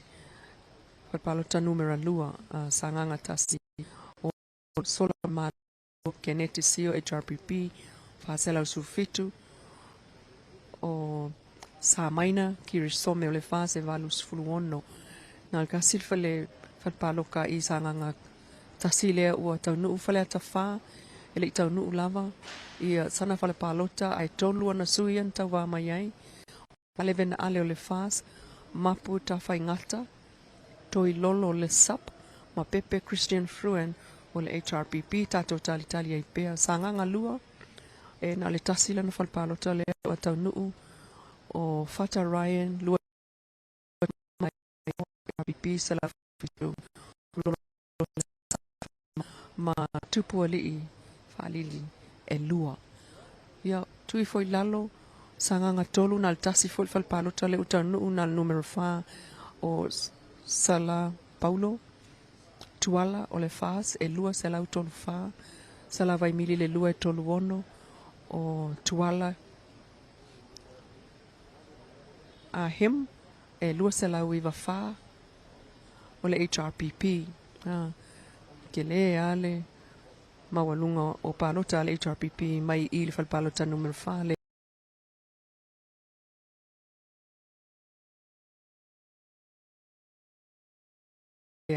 i sanganga tolu whapena foi ia le sui o le fas le so o tuai e lua selau tolu fa lua selau iwa fa le HRPP lua selau tolu fa ia le fas ia ona vaelea i le salapi selau fitu ai o le fas e lua selau tolu fa salava mili tolu sfuluono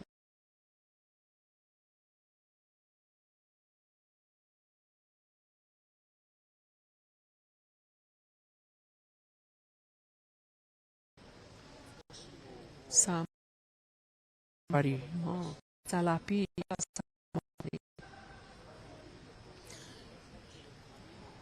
Falfalupo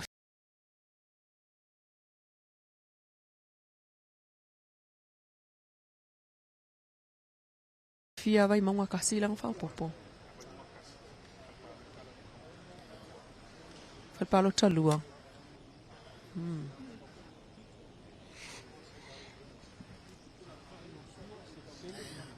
Falfalupo talua vai maunga tasi nana taunu nei o fatali to fele e lufu tasi panga e lua selau lima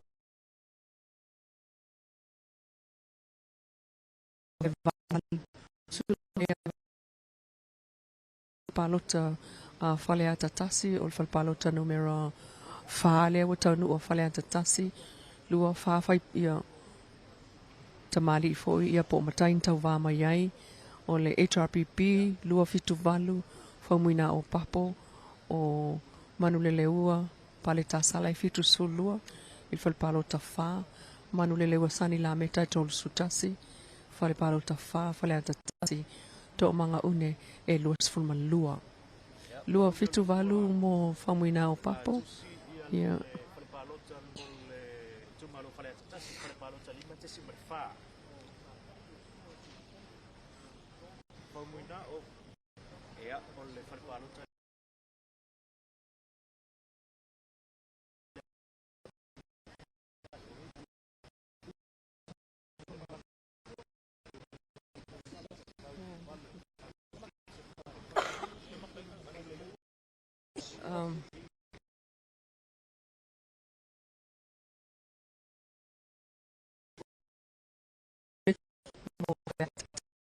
taunu ule siana Falfalupo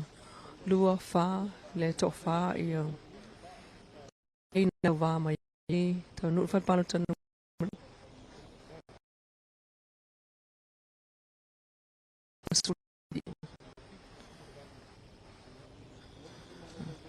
manuleleua paleta sala manuleleua paleta sala e selau fa fitu mol Falfalupo numero fitu manuleleua sanila meta selau luata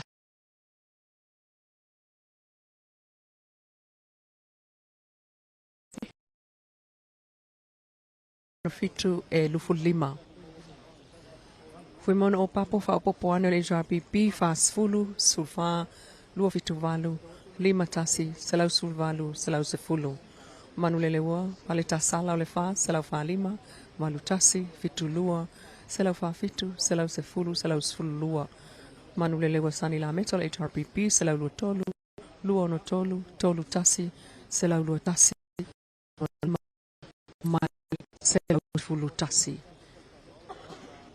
o to manga une mikele fa fitu tolu tolu lua lua lua lima sefuluono lua tasi tanu lesi pusa palota mo le tumalo vai maunga fa lana Falfalupo tasi mo vai maunga fa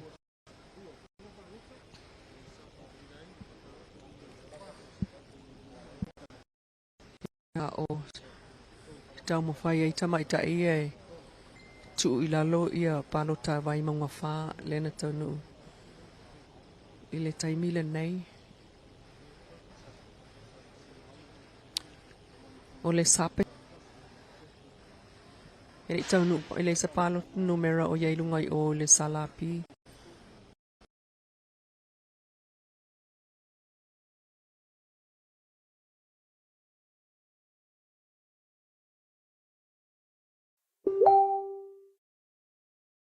Lala il pule rimonio le fas, ma palo a Louis James le fas. Lala il pule rimonio le HRPP,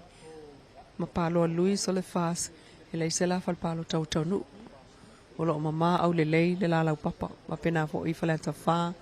o lo mama le lei la to lau papa.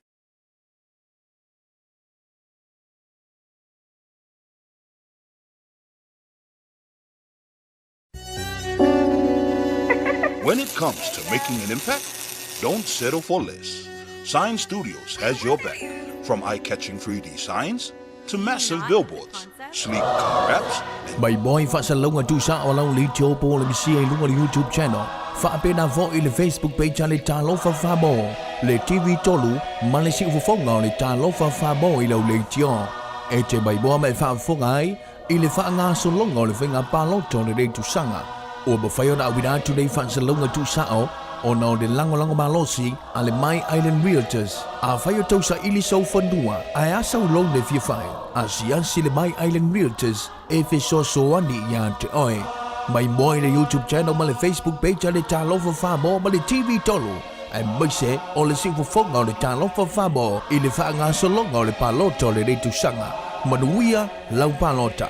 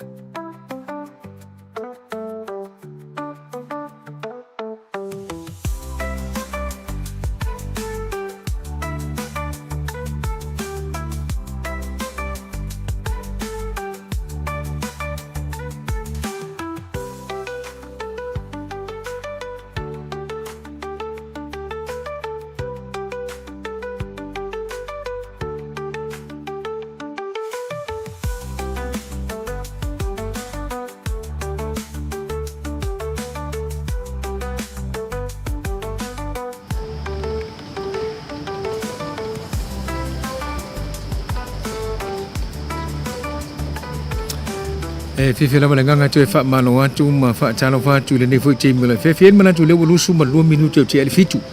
ya fa pena on fa nga solo pe tu langa pena ye ni se vaenga il fa palo te numero tu te smartasi ia ma nyangi le fa kasa il fa palo tu le vai monga numero tolu o lo o fa pena on tu le me lauti mu ia vaenga le sapu le se va ai lu se lau ma le fa nonula ulu William mau al fast fitu sumalaiva il vaenga le independence ia si linga tu palota o le vaenga le chapipi po le sui le chapipi tai o li seu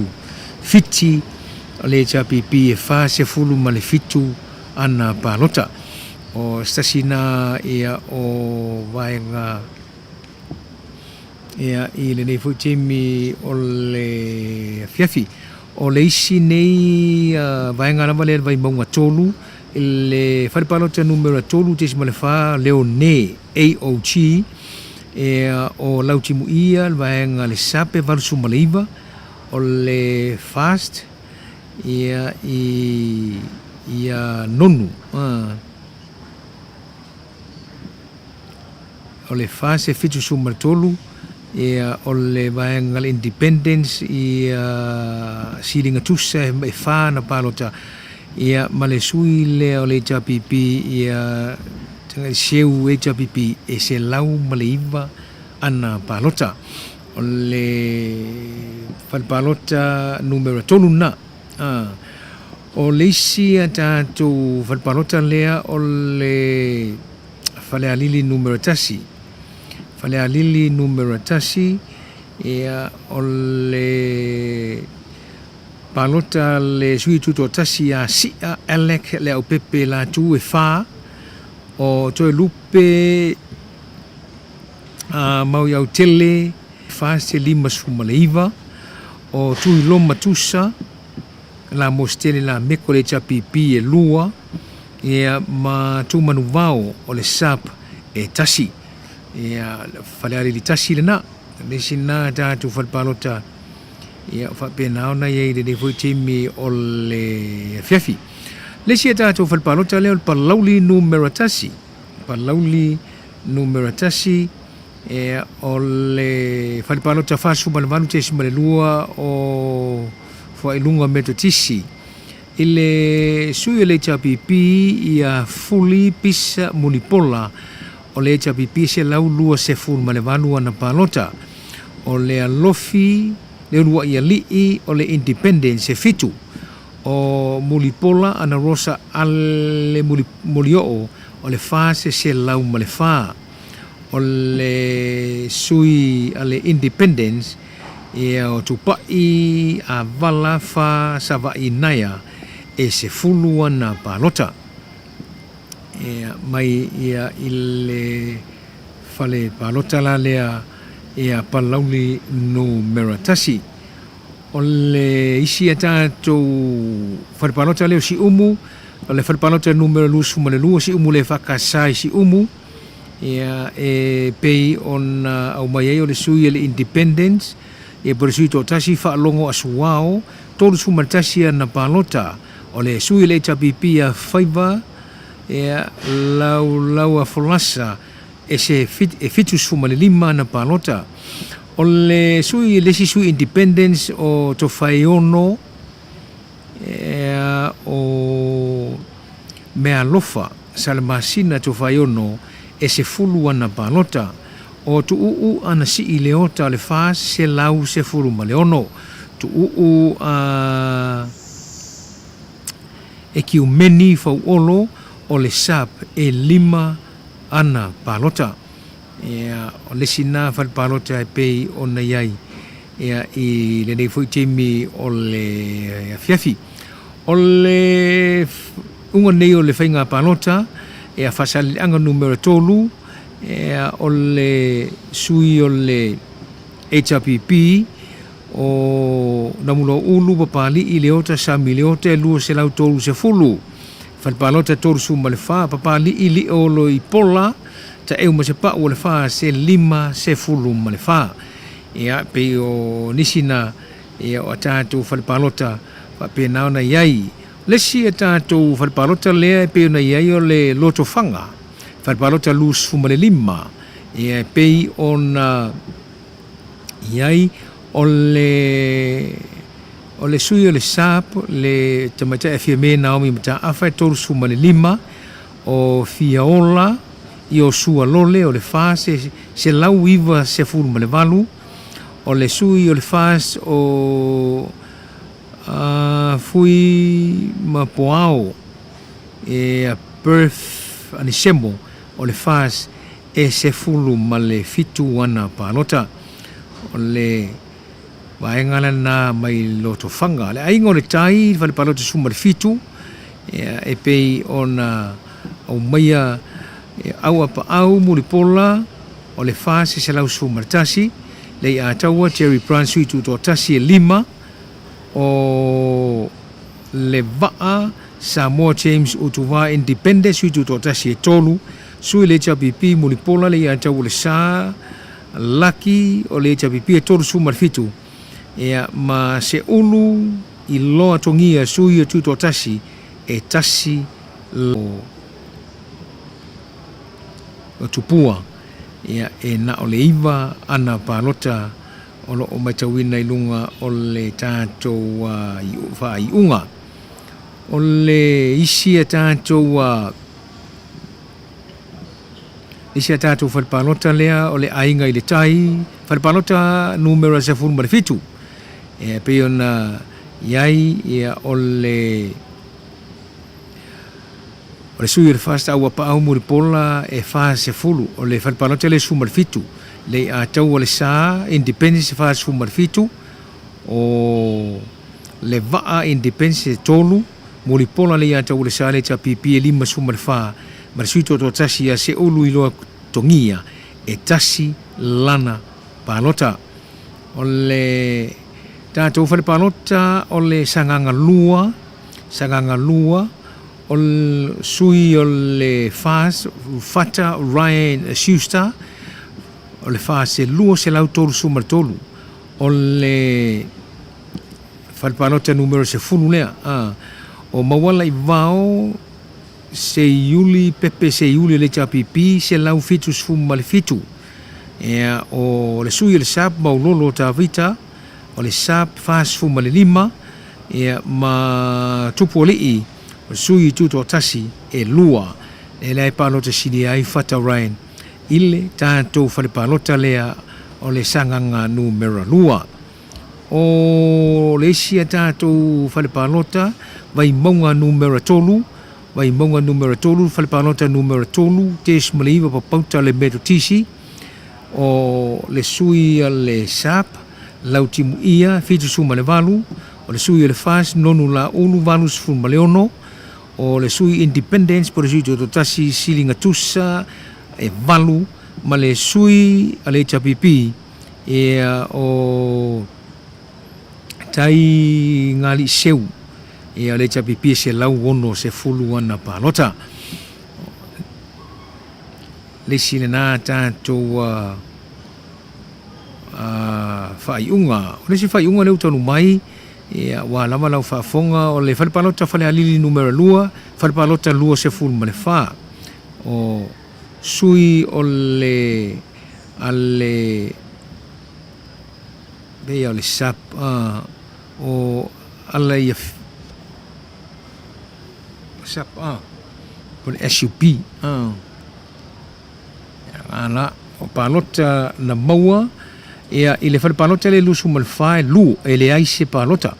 o le sui le Independence fui maono anta noa aloli i Alec Wright o na palota na maua fu ma le fitu fui maono Maria tuatanga loa Meredith Independence fo i 5 fu ma tolu o sui le fas fui maono ma iama tito a safo o le fas e lua se fulu ma lesi sui o le tuto tasi o taua e fa ia e se fulu ana palota e pei o na whaatulanga mai ia i le Falipalota la Falealili numero 2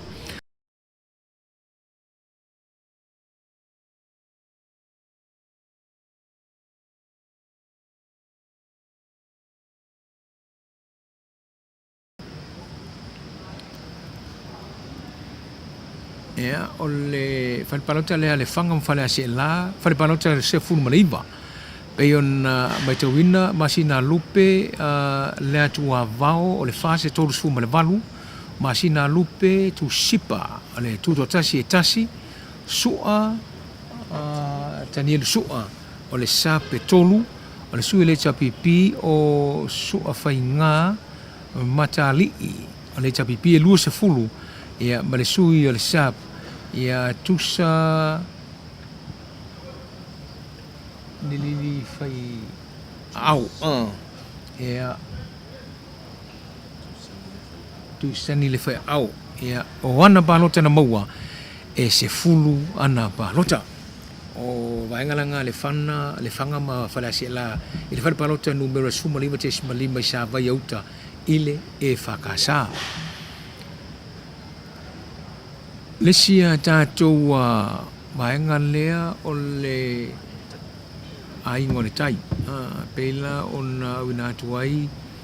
o le awa pa au muripola o le sui le fase fulu ana palota le ia tau o le sa Jerry Brandt o le independence e fast fu malfitu le vaa Samoa James utuva le independence e tolu e mesvala muripola le ia tau o le sa le tapipi e 5 se fulu malefa na palota ia ma le sui tu tasi ia se olu o ana palota na maua e tasi la na palota mai le falpalota le numero sumarfitu ale ainga i le tai Falealili numero 2 ia pei on awinatu o ala ia fea ia o le sap e le se palota na maua falpalota lu sumarfa fui maono a tanoa aloli i elect right independence sumarfitu fui maono Maria tuatanga loa independence fo itu totasi 5 sumartolu sui le fas fui maono maiava tito a safo le fas e lua safulu e ma sui totasi ia taua e fa e a ese fulu ana palota Falealili numero 2 e o le falpalota numero 2 sumarfa tesmalima e utu lai le betisi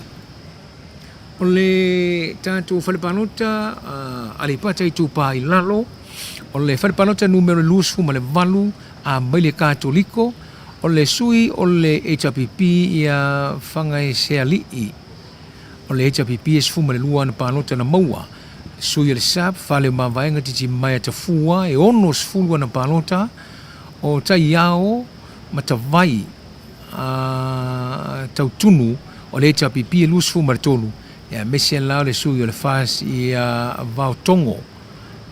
Rodney Jeng Tamasese o le fas e ono se fulu le lua ana palota i le Aleipata Itupa i Lalo falpalota numero 2 malvalu ia baile i le katoliko o le sia tātou falpalota le numero 2 malfate si le lua i Siumu le fakasa Siumu Falealili numero 2 o ala ia fea ala vai ala sape le na sana palota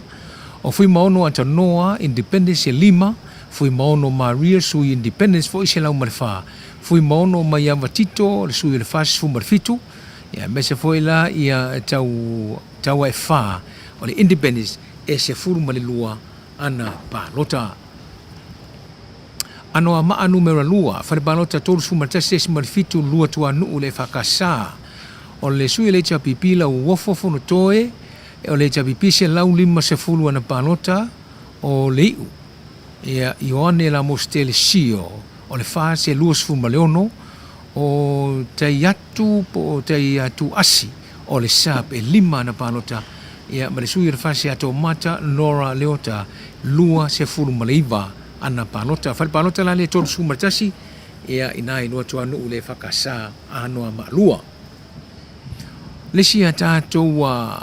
faaiunga leo tonu mai Faasaleleaga numero 3 o le falpalota tolu suma le fa fo ngā poa i le fakasa na mula ulu papali i le ota samiliota o le chapipi e lua se lau tolu se fulu ana palota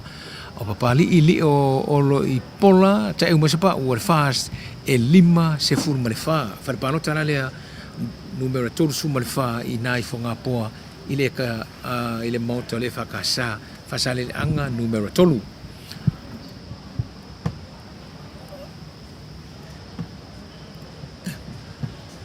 O le tātou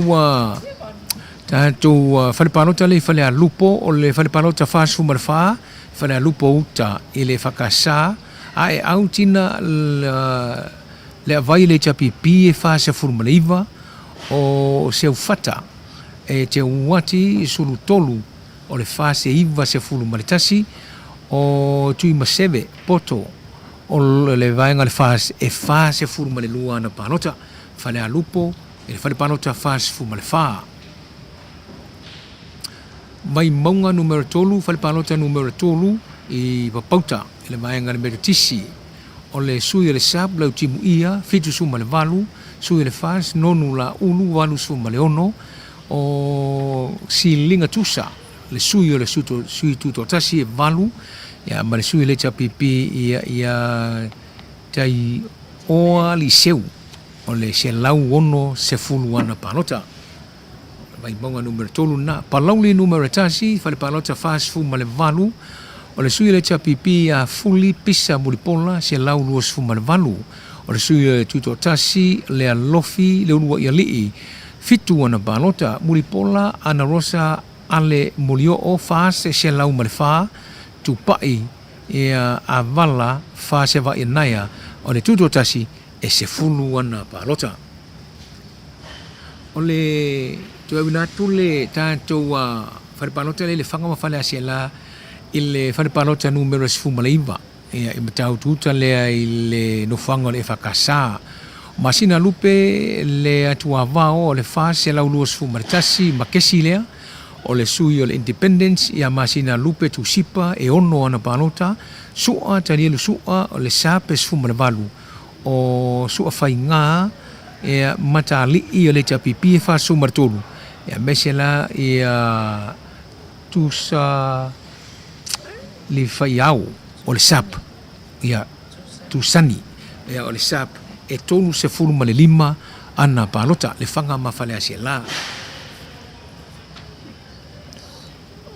fōringa mai la o le sia tātou le si le whalepalota numero sumalaiva o le whanga lava ma Faleaseela ea o masina lupe le antua vao le fase lus fumalaiva masina lupe tu sipa independence e lua o sua tanielu o le sape ono sumaleono o sua whainga o le tapipi e fa sumalaiva e mese tu sani o le sap e na o le wha na panota na maua whale panota la lea numero sumalaiva te sumaleono i ngangai fo le vao Falealili numero tasi, whalepalota lusu martolu, vau vai le whakasā o sia, eleke le au pepe o le independence lusu martolu, o toi lupe, o le fase se lau lua se fulu, tui loma tusa le tapipi ono su martasi, ia mese ia tu manu vau, ia o le sap e wha na palota na maua. Le whangalama ma Faleaseela, i le whalepalota sumalaiva, ea ina i sa vaia masina lupe la tua vole sui le fasu mal fitu ea falpano te suluiva te se fulu ea ngala o masina lupe la tua vole le fase sumal fitu masina lupe le situ to tasi e tolu sua tani elu sui le sape valu o sua fainga o sui le tapipi e lu sumal tolu ea matu sani le sap e ono se fulu ma le fitu. O le whalepalota Falealili numero lua, whalepalota numero tolu. Le numero tolu, ea. O le ina i salani, le AOT salani. O Aleipata Fea, le sui le sape, le eise palota, fui maono atanoa o le independence fumalaiva fui maono Maria tuatanga loa o le independence e fase fumalaiva o fui maono ma Iava Tito o le fase valus fumalelua ia mesela ia tau e fa o le sui le independence e ono ana palota Falealili lua na i le whalepalota numero tolu salani le IOT Anoamaa numero lua whalepalota numero tolu sa le lesi le metotisi la uofo fonotoe o le tapipi se la usfuma le lima o le iu ioane la moselesi o le fase tolu sfuma le fa o taiatu asi sasa milo o le sape tasi o to mata nora leota o le fas e fas e fulu ma le tasi. Palota la na le Anoamaa numero 2, Falpalota numero 3 sa lesi. Gagaifomauga numero 2, Falpalota numero 5, Faletangalo i le fakasa o le sui le independence o fale saupule o le independence o los fulu o na palota o fo isala lilo o le fas te iva so o alo feo umi o le sape lua so o alo mawai o le sape tolu o tangaloa mark o le independence e iva a mesela o le sui le tapipi o tolongata so o alo sioeli e iva se fulu ma le fa na palota. Falealili numero tasi, Falepalota numero 2, Katoliko i Pautasi. Sia, Alec le au pepe, Independence tolu su ma le fa, to e lupe, mau, o le fast. Se lau lua su ma le lua, tu i lom matusa, e tapipi e lusu ma le fa, ma tu manuva o le sap, e fast fu ma le valu, Falepalota numero 2 i Pautasi, e Katoliko i Pautasi, Falealili numero tasi. Mai maunga numero tasi, Falepalota numero valu, Fangali Iuta, le FSFGP, o matali i to fele o le sap, 5 tasi, o paunga, te o matavui o le fast, 3 valu, o safa, ipo safa i o sua, se le o le independence, lau valu sumar tolu, sulama naia, o le esu i le chapipi, e se lau tolu se fuluana palota. Falepalota la na numero valu i nai Fangali Iuta. I le vai maunga numero tasi.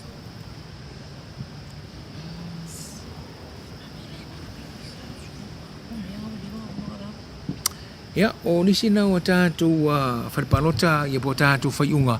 leo tonu mai o leo lama whai malongo pui le tuele manu na tino. Ia, ase o tātou se atu ia i lesia tātou vaenga o anisi o tātou whaiunga tue taliu mai. Ia ona tu e natu leo nisi o tātou whaiunga maru whaloalo.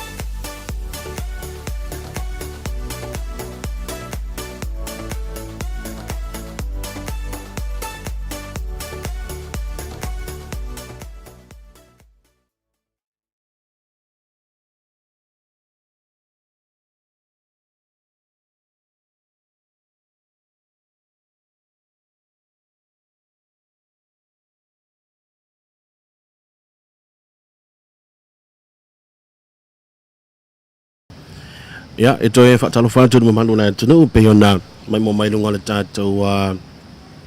live le nei vai ngau le fiafi o le taimu i nei Samoa le ua toi tasi minute ona tāle o le valu pe ona i fu le tātou Faasaleleaga tu sawa tu ilunga le YouTube channel alau le tio Polynesia mai nei le multi-purpose gym nei tona i mato ia le olo o fa pe ona faitawi nei le unga o le fa moi le so pe nei le pano te tele i o le tātou tunu ia te lavani so fa le pano te le na volo aua mai ia mai se ia o results ma i unga o pano ta pe ona te mawhai tu na te pe le taimi ma le taimi ia manatu ne o le tātou to ia anga iniso na tātou whai unga o pano tau tu malo ia pe ona tau mai le nei vai ngola fiafi o le tu malo pano ta vai maunga tolu ia o le fale pano ta le ai mangiangi le metu tisi fale pano ta tolu tesi ma le lua lau timu ia wele se va ai o le sap se lau fitu lima palota o nonu la ulu William o le fast se lau maleono palota na maua o le independence silinga tusa a lo sinaro pati e tasi le palota na maua o taioa li iseu fiti ai masu o le HRPP e fa se fulu ma le valu palota na maua o le sia tātou fale palota wai maunga toru lava o le maangiangi le e whakasa fale palota numera tolu tesi maletasi lau timu ia we le seva ai o le sāp lua sa lau mana wha palota na maua nonu la ulu o le fās fitus fuluiva palota na maua silinga tusa a lo sinaro pati tasi le palota na ia maua o tai oa li seu fiti HRPP fast furumana fitu palota na maua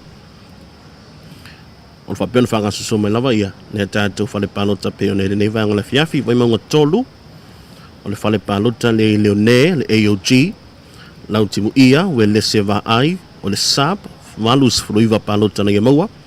nonu la ulu o le fast fitus fultolu palota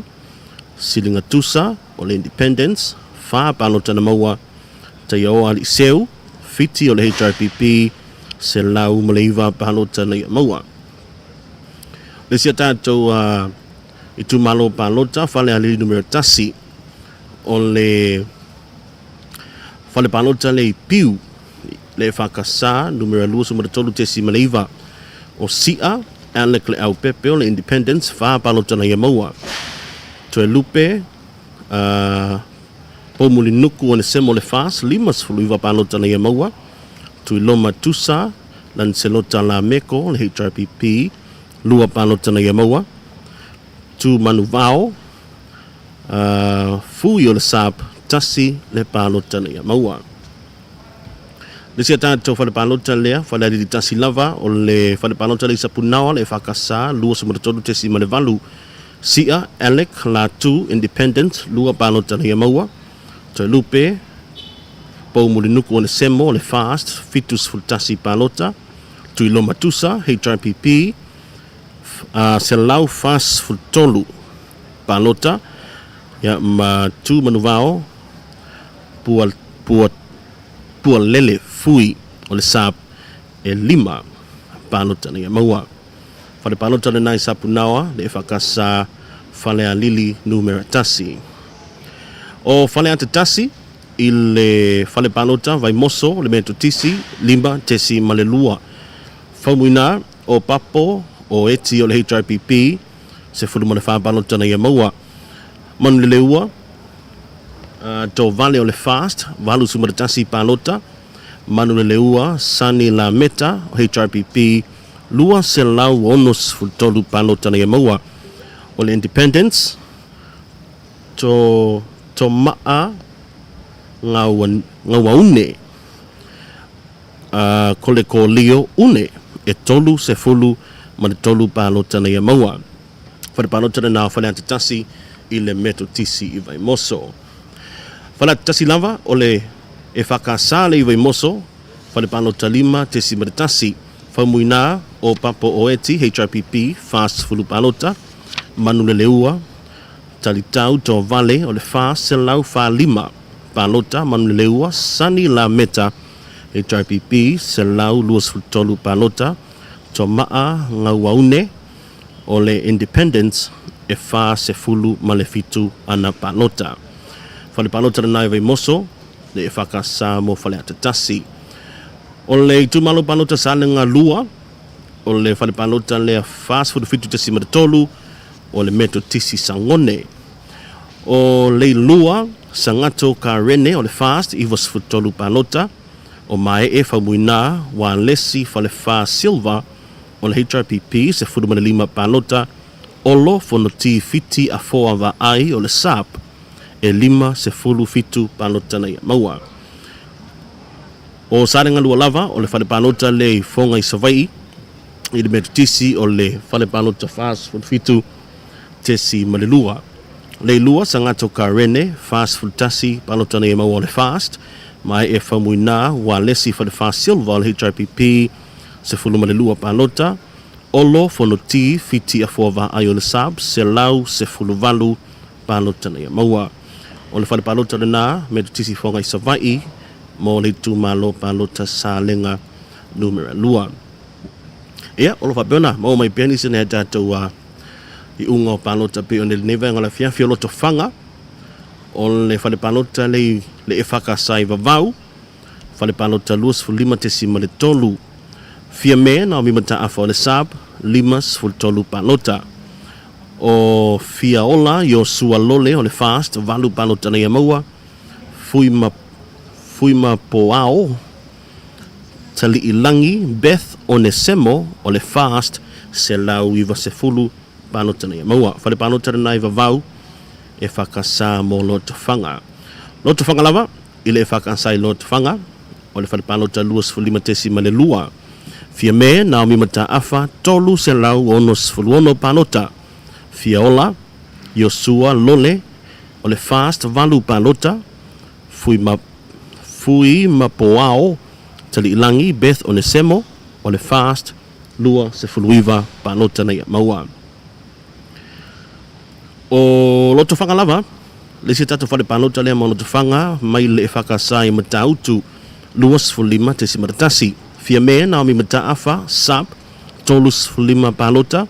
fia ola, Yosua lole o le fast, se lau iwa valu palota, fui ma poao, tali ilangi, Beth Onesemo o le fast, se fulu ma le fitu palota. Ia, la tauna tolu pe o ne Yosui bomoe, i o le tu malo loto whanga, pe o ne e nisi nao palota mai fale palota o le umaua ia i le nei vaenga o le afiafi whangaso so lava ia ne tātou fale palota o le umaua mai ia o le vava atu lava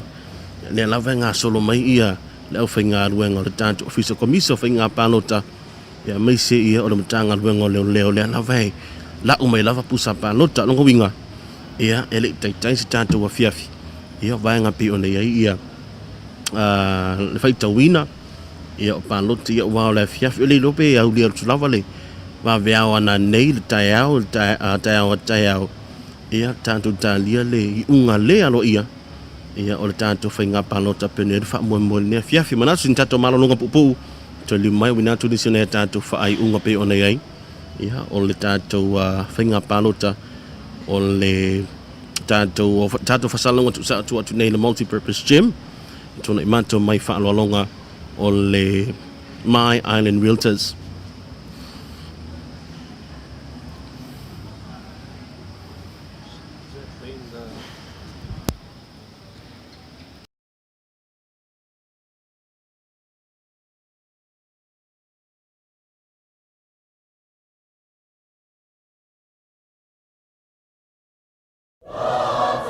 Mai boy Faasaleleaga tusa o lau li tio po le misia i lunga le YouTube channel. Faapena vo i le Facebook page le Lalo Falfalupo, le TV tolu ma le Siumu o le Lalo Falfalupo i lau le tio. E te mai boa mai whaafonga ai i le whaangaso longa o le whenga paloto le rei tusanga. O mawhaio na awina atu nei Faasaleleaga tusa o na o le lango malosi a le My Island Real.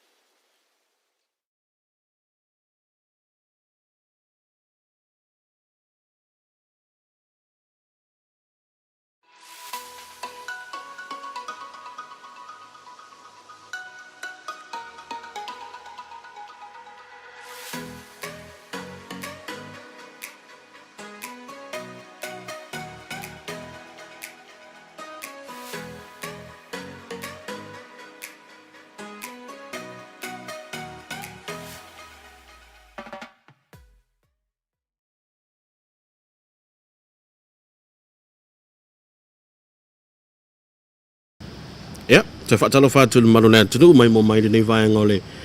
fiafi o le was fullu minute o te e nei le valu. Ia po whea lavolo e whaafonga mai ai lunga le tātua la leo le tāna whawhamo pe ona tiu te fo i leo so ia Kaisara.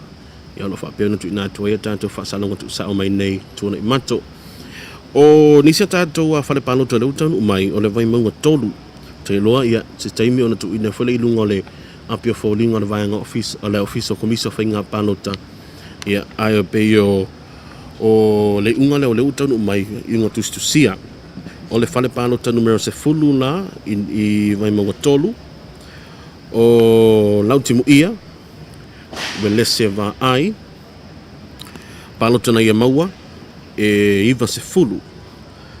O nonu la ulu William Mauia pālota na ia maua e fitu se fulu manatasi. O silinga tusa alo sina ropati pālota na ia maua e tasi. O taia oli iseu fiti ai masu pālota na ia maua e se lau se fulu. O le awhai o pālota ia mai le pālota whale pālota numero se fulu. O le vai maunga tolu e lua se lau fitulua. Lua se lau fitulua. Ma le whale pālota numero se fulu ma le lua o le itu malo pālota lava vai maunga tolu. O pālota na maua e lautimu ia wele se va ai e se lau malefitu. Se lau malefitu. Nonu William la ulu mauia pālota e fitus fulua. Sininga tusa alo sina ropati tolu pālota na ia maua. Te iau ali seu fiti ai masu pālota na ia maua e se lau luas fulmaratasi. A toanga le whainga pālota na maua. Ia, pena na whaia fo i le pā. Te whane pālota numeras fulmalua e le tu malo pālota vai maunga tolu e tolu se lau mara tolu. Tolu se lau mara tolu. Pauna nei a tātou whale pālota leu taunu mai. Ia, tustusia fo ia e ila tolo wha peona. Ia i fo ila lo le vai ngolo whaita winai pālota ia. Nisi fo le tātou au whainga ruenga. Ia, me se fo ia o le au tustusia kolisi rights. Ia, peona i le nei vai ngole. A fiafi. Nesia tātou whale pālota leu taunu mai. O le whale pālota e tu malo sanganga numero 4. Sanganga numero 4 o le whale pālota leo le metotisi tu fulele. Metotisi tu fulele, whale pālota numero 42 tesi malefitu. Le fue pele nise le levanga o le HRPP pālota na ia maua e 5 Mata afa saeni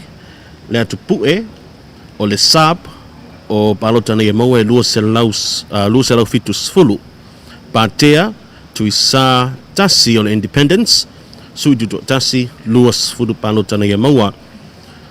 Tangaloa tele, pasi poloa o le fast, tolus fulu ono pālota na ia maua. Matumua ke le mete sa pau, vitale, sui tutu tasi ele ai se pālota na ia maua.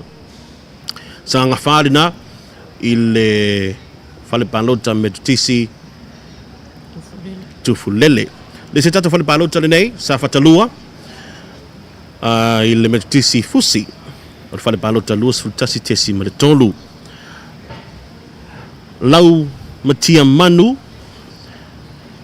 Matthew Rinko Brazil, o le sap, luas fuluiva pālota na ia maua. Tole a foa, lo salia, sa ngā lala, ni umata o le sap,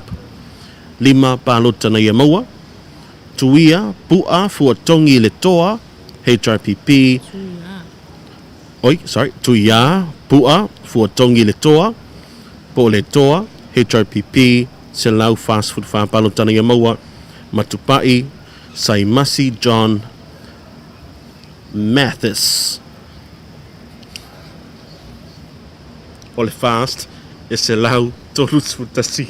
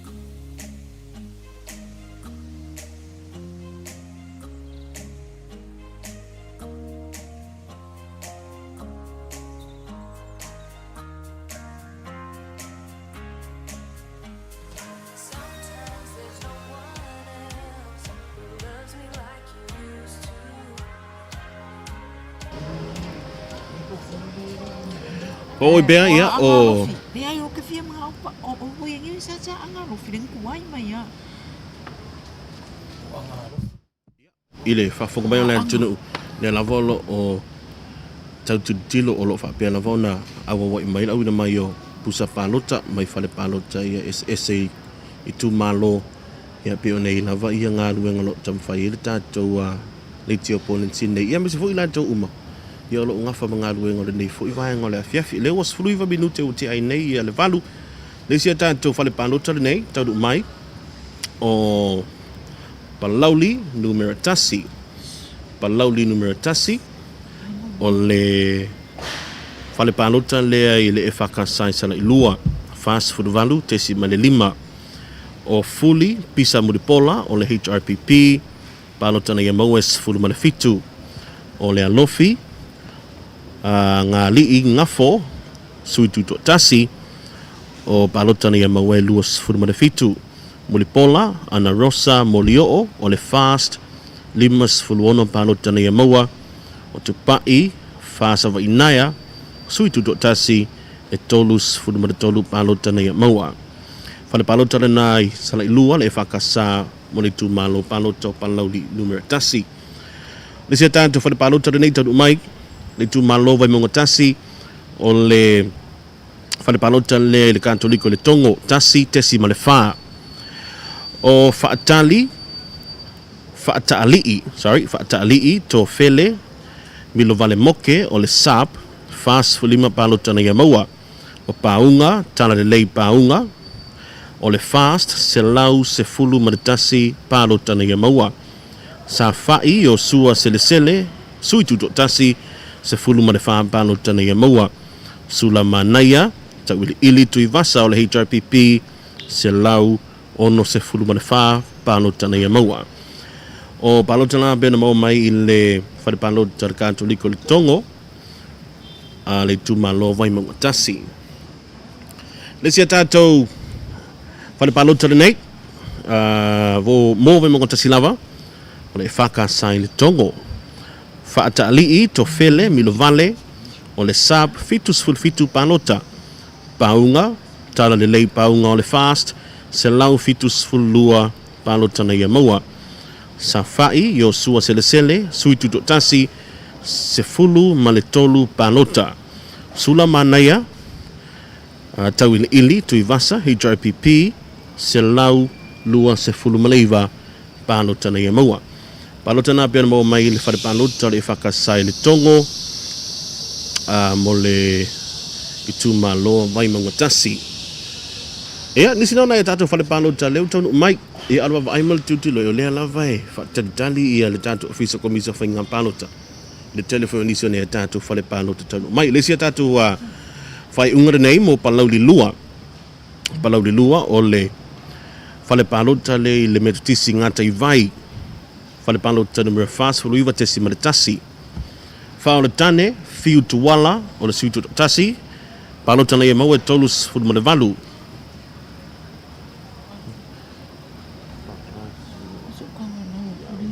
o whaasua iau naifoua asianta tanielu o le HRPP tasi de palota na ia maua o fiu whaona tane poni whaasio vasa suituto tasi fitus futolu palota na ia maua leota laki lamos telesio o le fast futufa palota na ia maua tia fale upolu te vita suituto tasi onos fulima palota na ia maua tusiata tia fiu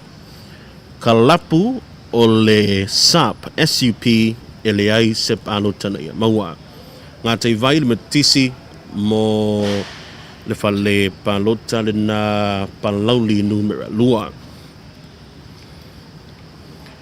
le sia tātou fale palota le nei le metutisi lufi mo le tu malo Anoamaa numero tasi o Alaiasa malanga mo e whaawo sepulona Alaiasa malanga mo e whaawo sepulona mo ananu o le HRPP metutisi lufi mo Anoamaa numero tasi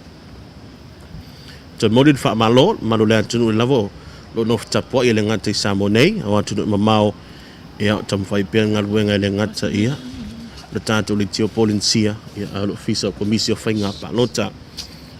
le sia tatu fale palota today le tu malo Faasaleleaga numero 2 le betutisi sale lava luta tolu tesi malelua mangele se kati fiui o le fast fuluiva palota na yamaua mangele tusinga ingoa si maika HRPP tolu palota na yamaua malu po o malu sale tolo suiusi vai lua o le independence sui tuto tasi e tasi le palota na yamaua talouli Yosefa talouli sui tuto tasi e se lau onos fululua palota na yamaua mavaa e lua senatenari sa mau le HRPP tolu se fulumareiva palota na yamaua mo le tu malo lava Faasaleleaga numero 2 o le fale palota lea tolu te simalefa e whakasai iwa mangele se kati fiui o le fast ivas fulua palota na yamaua mangele tusinga ingoa si maika o le HRPP luas fulfitu palota na yamaua o malu sulusi vae lua o le suitu tasi e tolu palota na yamaua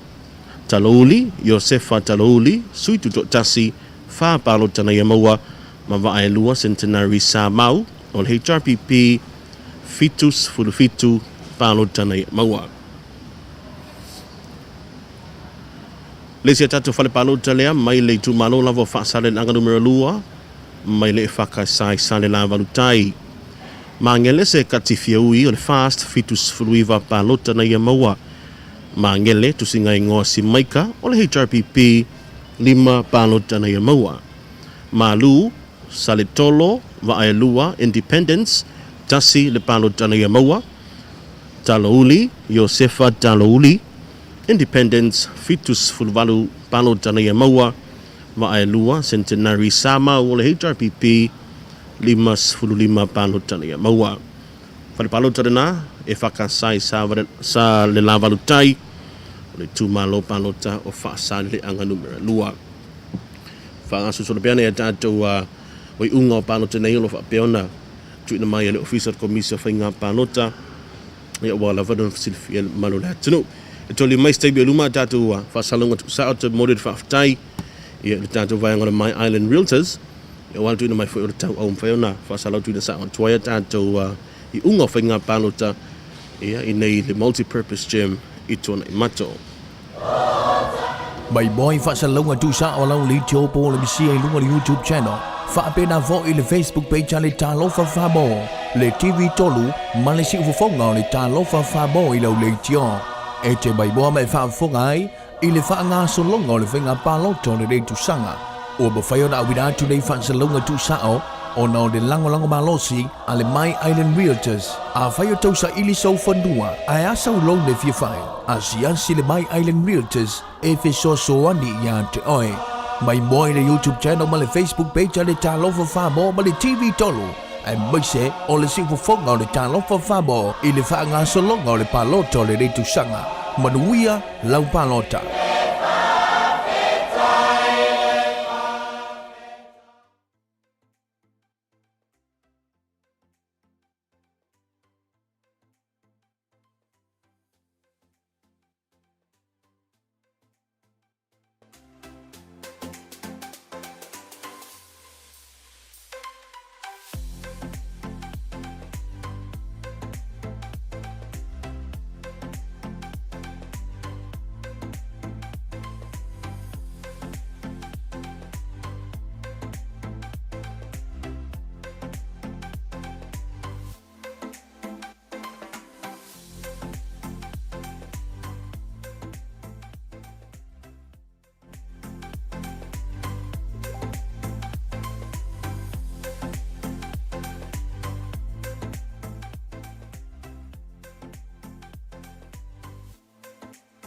Falfalupo Samoan.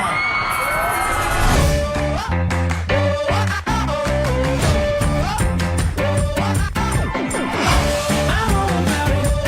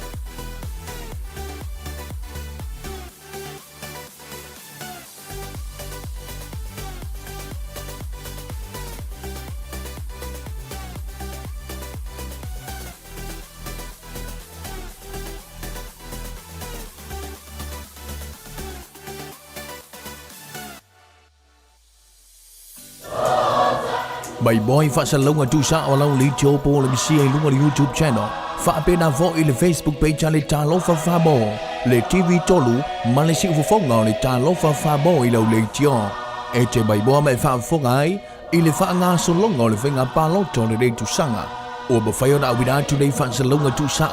o na de lango malosi ale My Island Realtors a whaio tausa ili sau whandua a asa u lau le fia whai a si le My Island Realtors e fe so andi ia te oe mai moi le YouTube channel ma le Facebook page le Talo Falfalupo ma le TV tolu ai mai se o le sifu fonga o le Talo Falfalupo i le whaangaso longa o le paloto le rei tusanga manuia lau palota.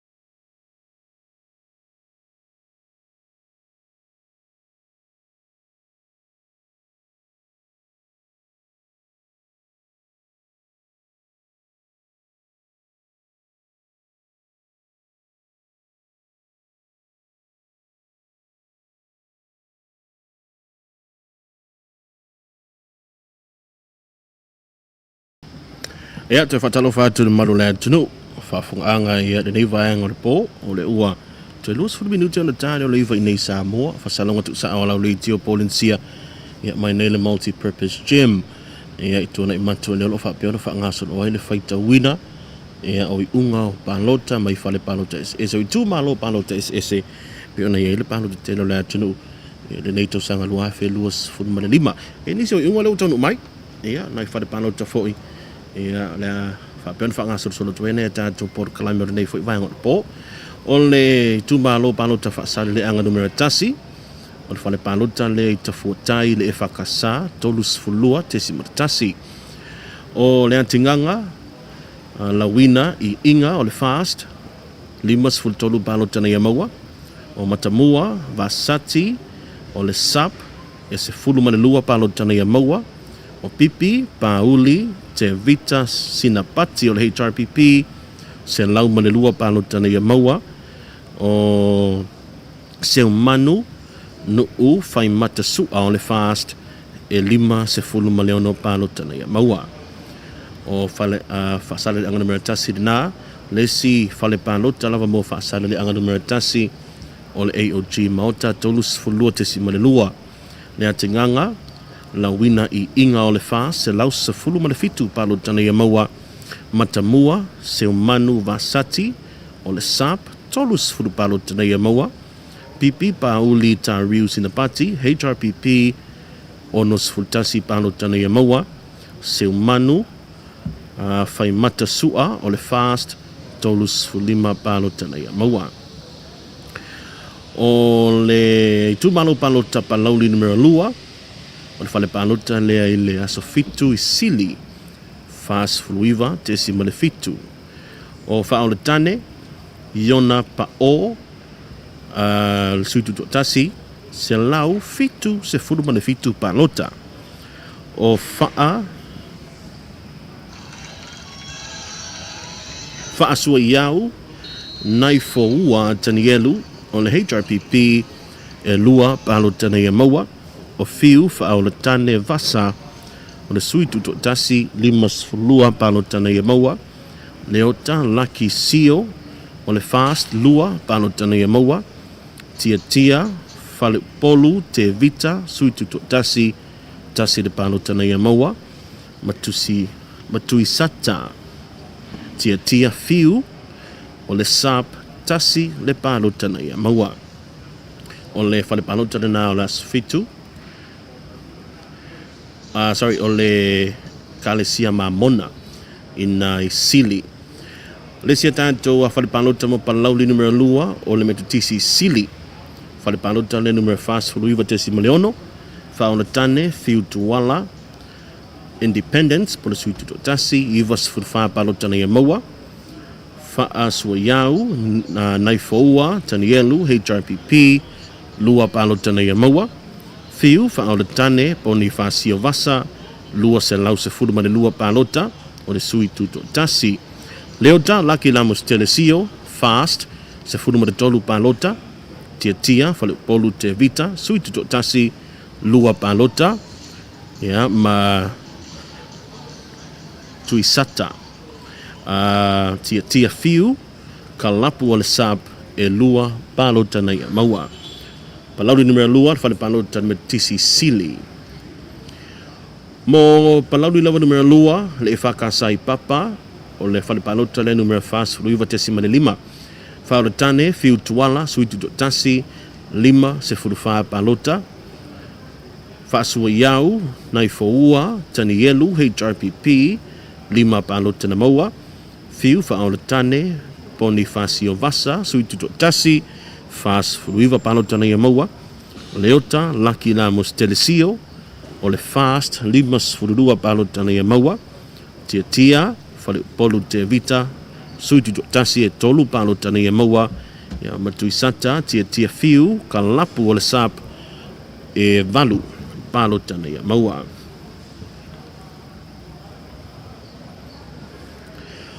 o isina vaenga pe ona iai ia unga foi o whainga palota pe ona inisi o fale palota na o le tasi le fale palota Gagaifomauga tolu ia o whiau ia po o i unga tustusia pe ona in tato o whainga luenga ina lo ni vaenga lo iai fo ilau papa lo wha mau ai ia i unga o palota o le tumalonga Gagaifomauga numero tolu tasi lawa fale palota leo mau mai no le fale palota numero fas tasi tesi marefitu mo Faaulu Rosa Stowers o le HRPP e ono palota na maua la auli o le mali toa polata ivao Fosi Schmidt o le fast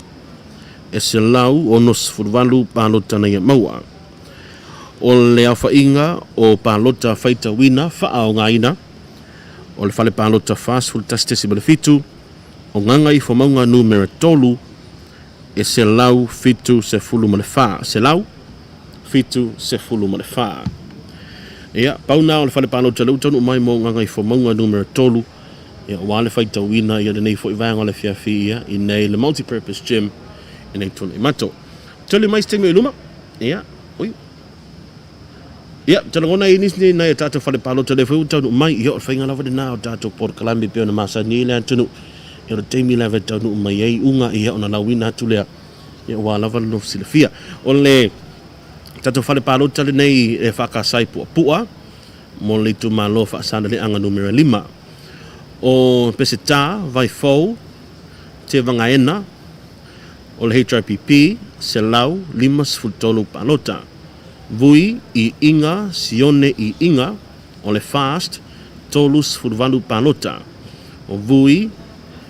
seinga folava ana nora a him o le suitu tasi e lua palota na maua e fakasana i pua Faasaleleaga numero 5 ia nisi no na tato fale palota le utanu mai a me se fo yo unga ia i fa fo mai o le tato tunu mau mai pele ni lo lalu tio fa longo le tano fa mo o fa le vamo to le mai tato por clame a mai se lo mai moanga i lungo le tato YouTube channel ia i lungo le YouTube le Radio Polynesia Samoa Limited o le temi o le wati nei Samoa le wato is fu fa minute o le tano leva ia i le po Mai boy Faasaleleaga tusa o lau li tio po le bisia i lunga le YouTube channel. Faapena vo i le Facebook page le Lalo Falfalupo. Le TV tolu ma le siufonga o le Lalo Falfalupo i lau le tio. E te mai boa mai faafonga ai i le faanga solonga o le venga palota le rei tusanga. O ba faio na awinatu ni.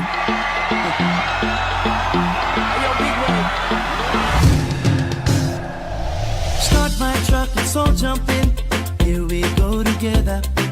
Nice cool breeze and big palm trees. I tell you, life don't get no better. O e mo biele fiso so di la wina wa wu tampo di au me afale se no fanga fo le fa mo tu iai. O lo iai le loli ala le jopo le bisia mo vai ona haya. E fiso so adi yang joy. Ele ngato le sefe mai ia yo me afale ma u tama i le tibo. A o le vela male aso fo yo le la.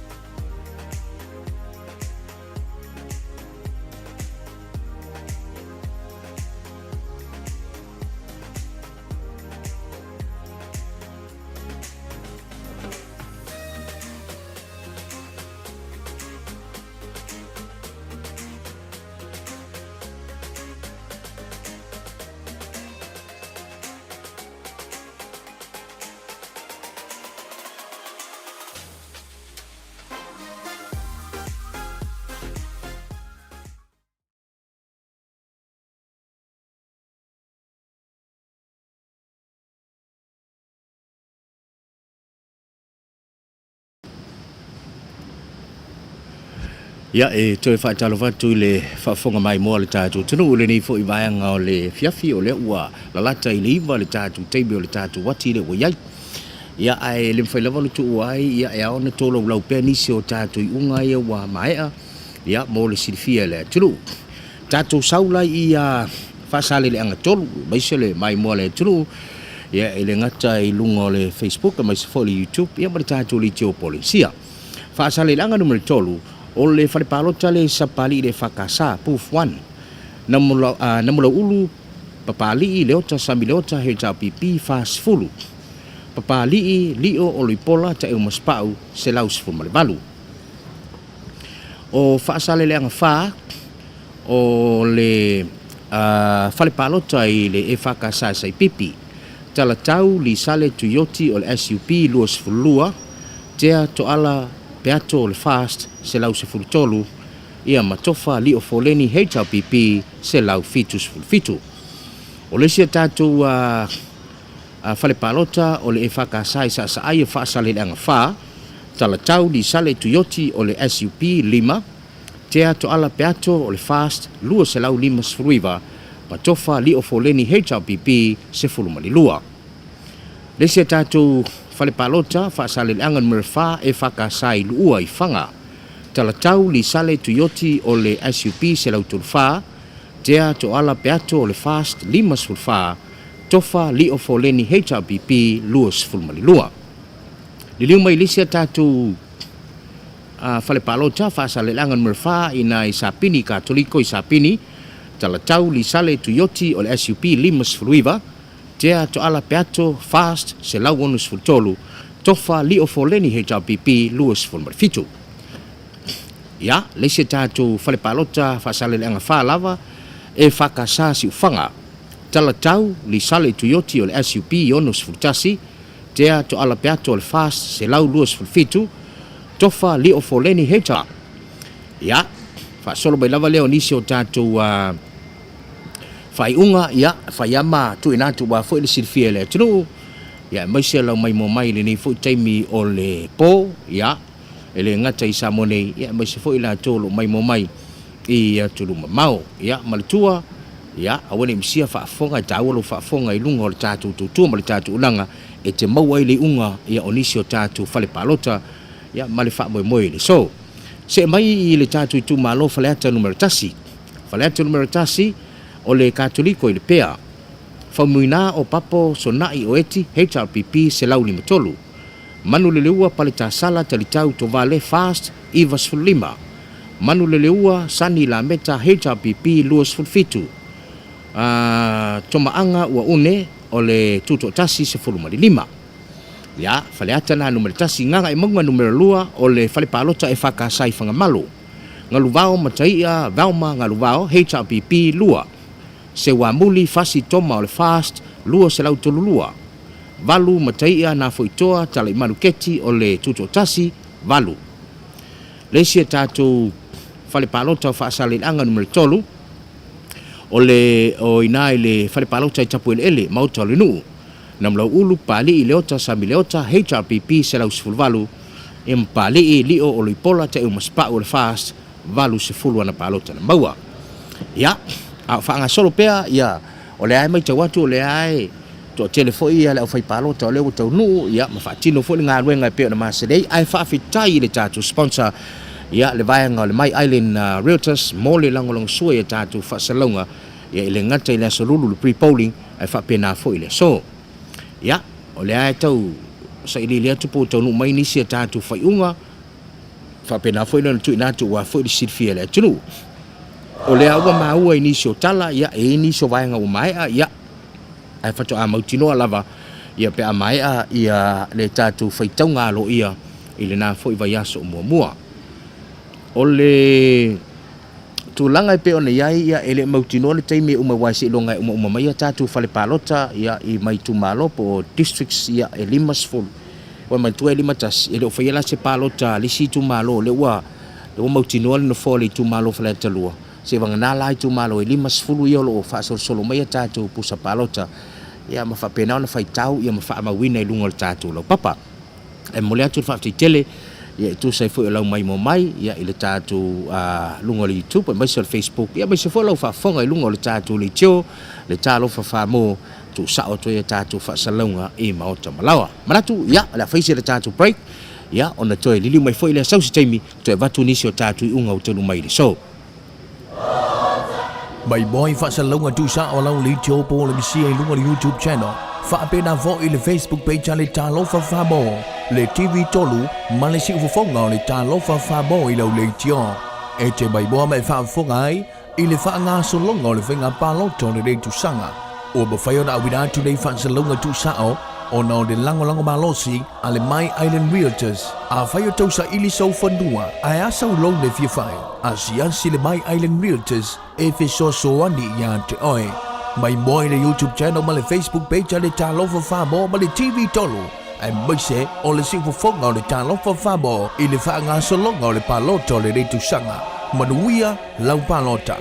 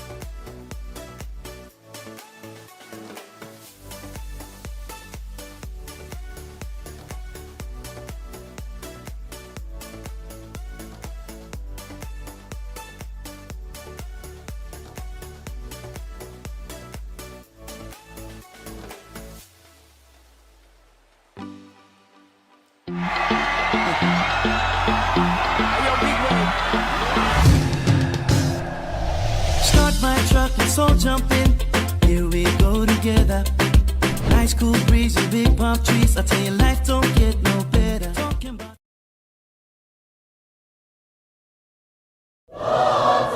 Mai boy Faasaleleaga tusa o lau li jopo le misia i lunga le YouTube channel. Whaapena vo i le Facebook page le Lalo Falfalupo. Le TV tolu ma le Siumu le Lalo Falfalupo i lau le tio. E te mai boa mai whaafongai i le whaanga solonga le whenga paloto le rei tusanga. O bawhaio na awira atu nei Faasaleleaga tusa o na o le lango malosi a le My Island Realtors. A whaio tausa ili sau whanua a asa ulou le fiawhai. A siansi le My Island Realtors e whesoso ani ia te oe.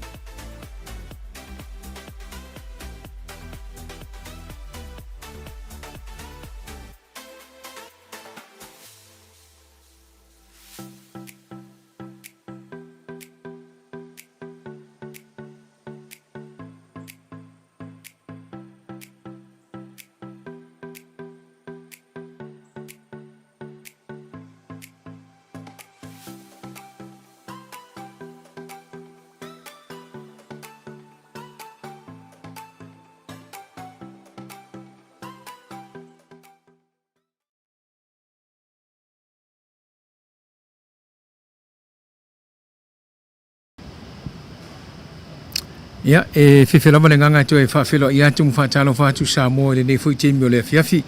ia po le ne foi chemio le po ia manan to le ua mai tau atu ia o le ua fitu minuti le ua te ai nei le iva ia i le mātou temi ia ai te tonu fui e se le wati ua i la ua foi fai tau le fiafi ai o nisi nei o tātou i unga ia o tātou whalapalote peo na iai ia i le ne foi chemio le fiafi ile whaaiunga o le whalparota numero tasi sa maunga ile whakasa le Gagaifomauga numero lua. E pei on au maia ia ile le fwitemu le fiafi. O le sui tuto tasi whale soa pule o le vaenga le independence e fitu ana palota na maua. O le sui le fast ia fo isala lilo e lua se fulu mare tolu ana palota na maua. O le sui le sap so alo feo umi e iwa se fulu mare tolu ana palota na maua. O le sui le sap ia so alo mauai e lua se fulu mare valu ana palota na maua. O le sui independence po le sile sui tuto tasi ia tangaloa maka youths ia e tolu sfu mare valu palota na ia maua. Ia ma le sui o le HPP ia tolu ngata so alo sioeli ia e lua se fulu ma le lima ana palota na maua ia ile whalipalota numero tasi lea ina isa maunga ile e whakasa. O lesi a tātou whalipalota numero lua i paia o paia la le e whakasa i paia i Gagaifomauga lua lava le peo na iai ia o whale soa pule o le independence se fulu ana palota o fo isala lilo le fase se fulu ana palota na maua so alo feo umi o le sape fa na palota so alo maua i le sape iwa sfuma le fa na palota na maua o tangaloa mark ile independence fa na palota na maua ia malesunga ia tolongata so alo siueli o le HPP e iwa ana palota na maua mai na i paia ia ile e whakasa pa whale palota numero lua i Gagaifomauga lua. Ile whale palota numero tolu lava i Gagaifomauga lua o le whale palota la le i le whangoli i le maota le whakasa i le whangoli o le sui independent po le tuto tasi a whale soa pule e 5 na palota na mauai o le sui o le whatuatua i le tuasamo o tasi po le whasi a fo isala lilo se lau fitu se fulu ma le tolu na palota na maua o le sui a so alo le sap e 5 na palota maua so alo feo umilea o le sui a le sap i a so alo mauai i a kuresa e tolu na palota na maua tanga loa mark independence e tolu suma le wha ma le sunga i a tolu ngata so alo siueli o le vaenga le chapipi e tolu se fulu ma le valu ana palota i le whale palota numero tolu lavala i le i Gagaifomauga lua i nai le whakasa i le whangolii. O Gagaifomauga tasi o le whale palota numero tasi o le whakasala i manase le pe ona mo maile i unga o le sui al fasi ala vea Solomona Paulo valus fuma le valu ana palota na maua o le sui independence po le tuto tasi ala vea Iulai Fiso e ono suma le 5 na palota na maua o le sui i o le HPP a timu ya kopo timu lu suma le tasi na palota na maua ma le sui le HPP a tumele e se fulu ma le 5 na palota na maua ia i le whale palota numero tasi nai manase le whakasa o le sia tātou whale palota le sa tu paitea whale palota numero tasi sa tu fia ele meto tisi sa tu fia o le sui le fas asiata tu sivi setu se lau 5 suma le fitu ana palota o le sui le sui le fas ya asiata tavui tafu sa le vao se fulu ma le 2 na palota na maua ma le sui le chapipi a lau tafi fio se lafi per cell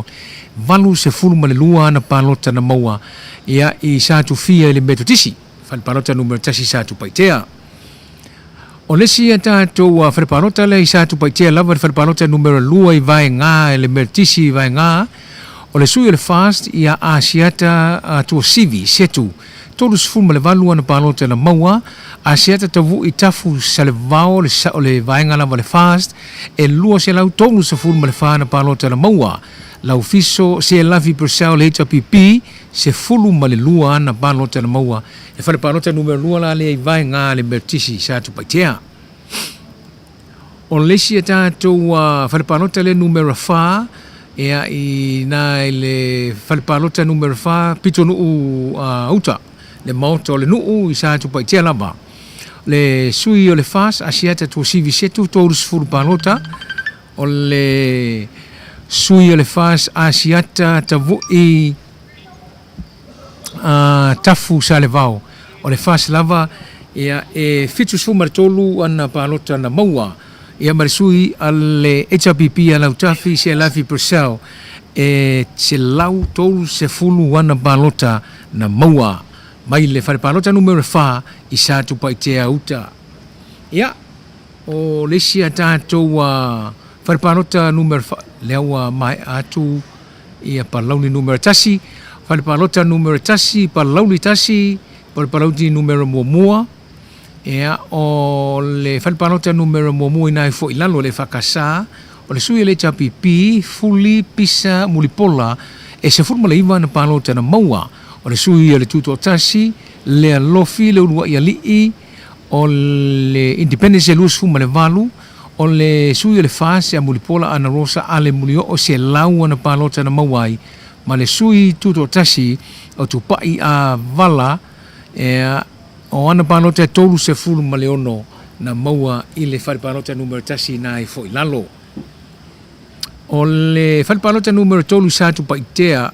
sa tu ia tua, sorry, ia sa tu ia tua le meto tisi o palauni numero tasi lava lea, o fuli pisa mulipola le chapipi lus fun malelua o le alofi le lua ia li independence iva ana palota mulipola ana rosa ale mulio o le fase valus fun maleono ia matupai a vala o le independence e se fulu maletasi ana palota na maua ia fa popo ane lava oe ia au fa penao na tau mawhai tom lalo winatu tūlanga pena iei le si fa fale palota numero 5 paloni numero tasi lava i sala ilua fuli pisa mulipola le chapipi e tolus fun malelua le alofi le lua ia li le independent fitus fun malifitu mulipola analosa fast fun malelua ia matupai amala independence e 5 se fulu malifa ana palota ia o le o nisi na wa tātou palota ia le ua to ai tonu mai ia lo fa penana tau mawhai tu pēa lau o nanga mana tau tua i le ngata i lunga o tātou YouTube ia mese foi ia o nisi o nanga tele vavave ia fa penao na maua mai pēa le tātou nu ia au fa penao na tu me mele pui mapanga matap tapo i mai ia o yele o nanga mana tau tua lau le tio Polynesia mo le nei foi te mo le fiafi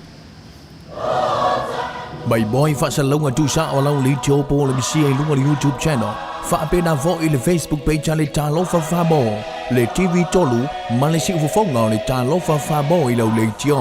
E te mai boa mai whaafonga ai i le whaanga solonga o le whenga paloto le rei tu sanga. O mawhai o na awina tu nei Faasaleleaga tu sa o na o le lango malosi a le My Island Realtors a whai o tausa ili sau whanua a asa u long le fia whai a si le My Island Realtors e fe so ani ia te oe.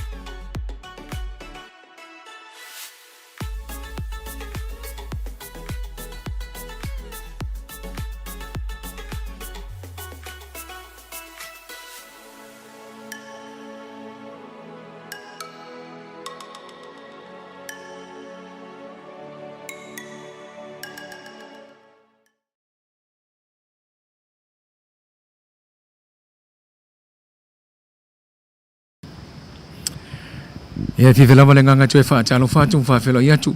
Ia I le fo chemi le fefi malo lava le sa I malo fo ile alala. Ia ile ngate le ia kosko soange lava la wi butofi ko fa kumu lo bukoko.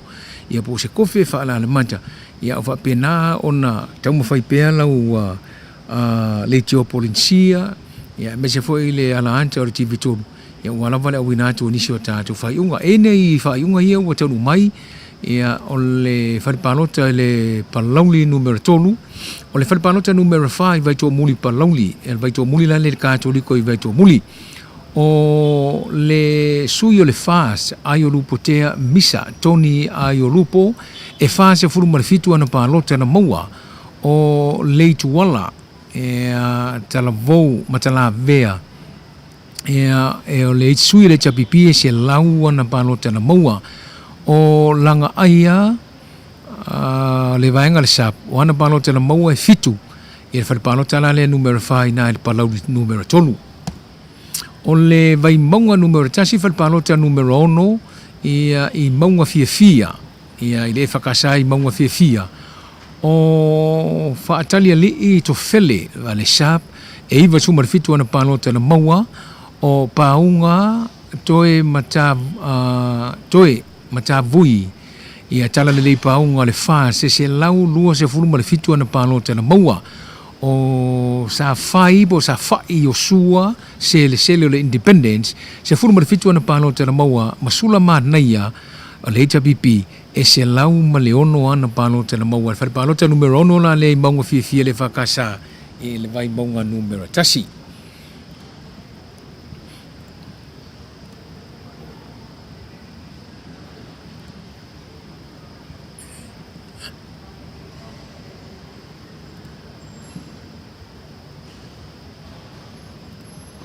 Ia, salo tātou nisinawa tātou vaenga peo na iai le nefu chemi le vefi.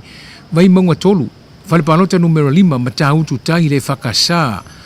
O le sui le sapi a lautimu ia ua le se vaai e tolu sfuma le fitu. O le sui le fasi a nonu la ulu e ono sfuma le ono. O silinga tusa le independence e tolu. Ia, ma le sui le HPP ia tai o li I seu. Ia o le HPP e fitu se fulu manitasi ana palota na maua. Fa palota numero 5 na le vai maunga numero tolu. Ia o nisi nawa tātou vaenga lewa maua mai. Ia e mau me pele ngila whalongolongo. Ia o le atau nuu mai lama mawina atu. Ia wafo ilo nof sirfia le neifo temo le fefi.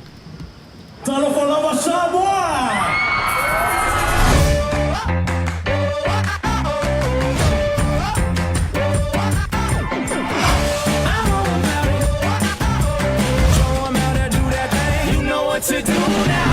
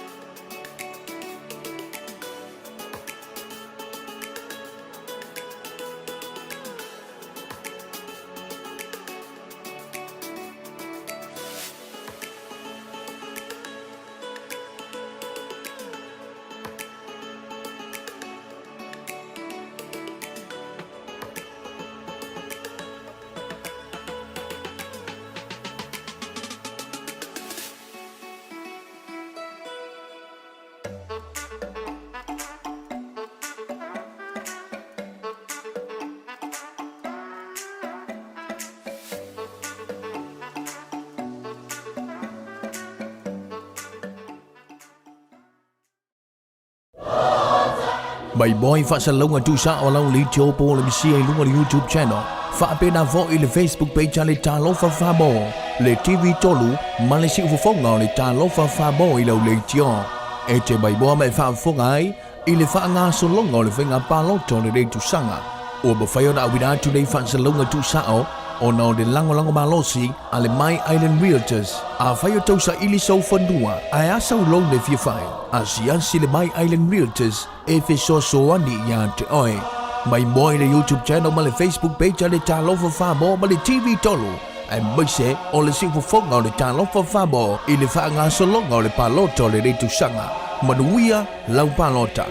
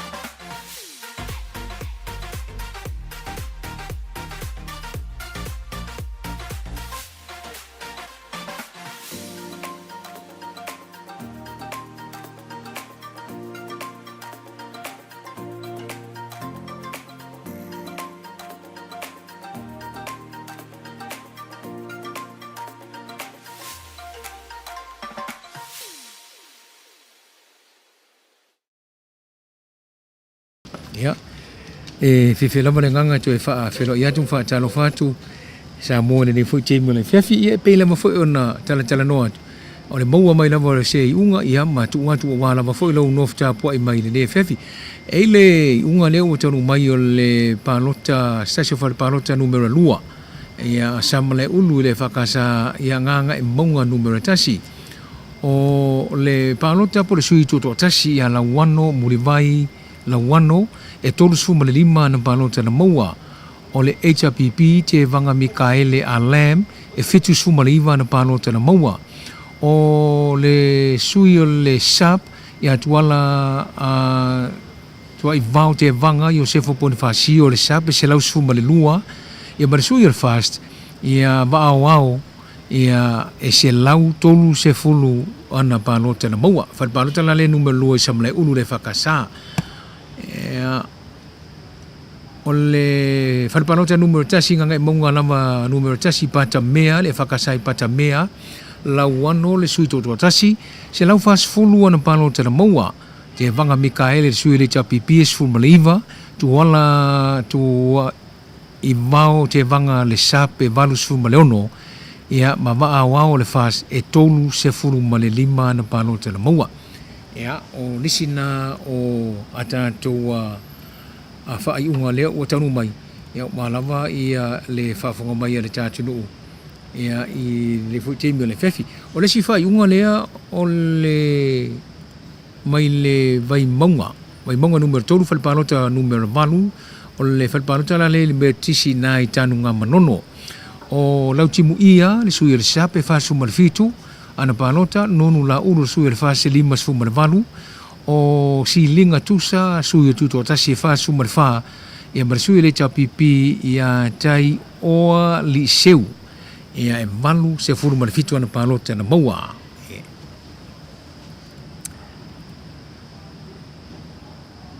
ia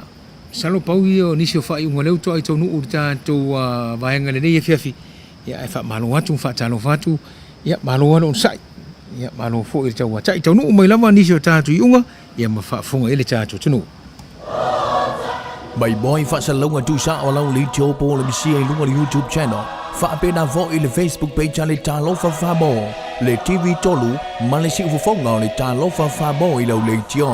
e te mai boa mai fa fonga ai i le fa nga so longa le venga paloto le tu sanga o ba fayo na wina tu nei Faasaleleaga tu sao o na le lango malosi ale My Island Realtors a fayo to sa ili so fondua a asa lo le fie fai a si le My Island Realtors e fe so ani ya te oi mai boy le YouTube channel ma le Facebook page le talo Falfalupo ma le TV tolo ai mai se o le sifu fonga le talo Falfalupo i le fa nga so longa le paloto le tu sanga manuia lau palota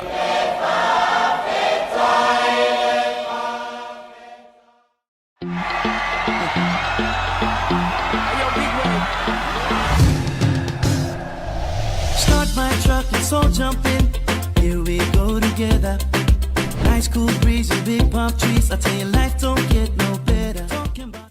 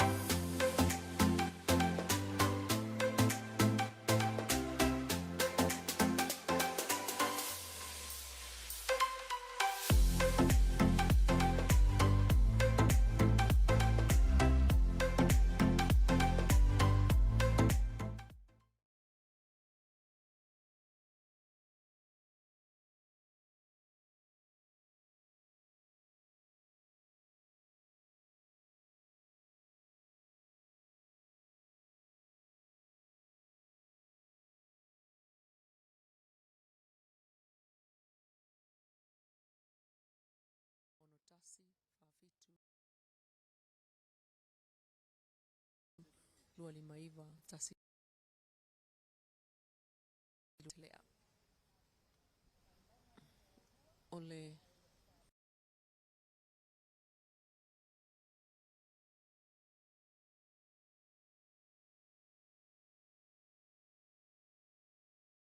Falipalota le utanuu toi tasi. Mai le falipalota tasi o ile lima ale vena o le vas. Selau fitu fitu,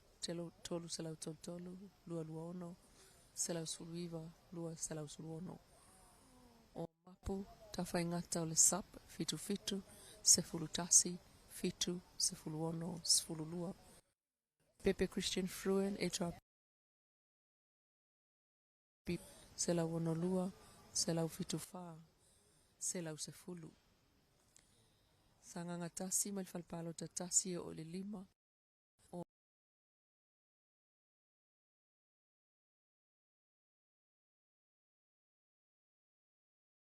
Olo au solo mal malo, lua selau mole valu.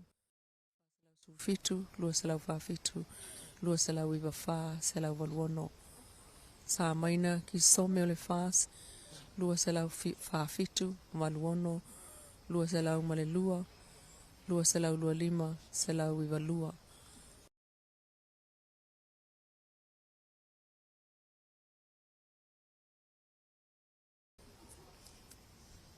Folinga na o le tauvanga le to lua lea, o le HRPP, ma le fas, mai a sa nganga tasi. Ja.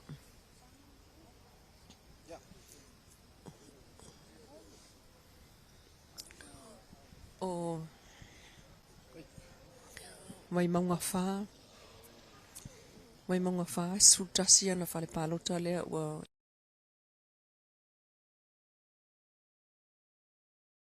i pau mai le tasi e o ile se fulu mal tasi o le faula sa salapi le ai tasi ono lua le ai lima tasi le ai o Fawalo Harry Schuster o le sap mai le tasi ile se fulu tasi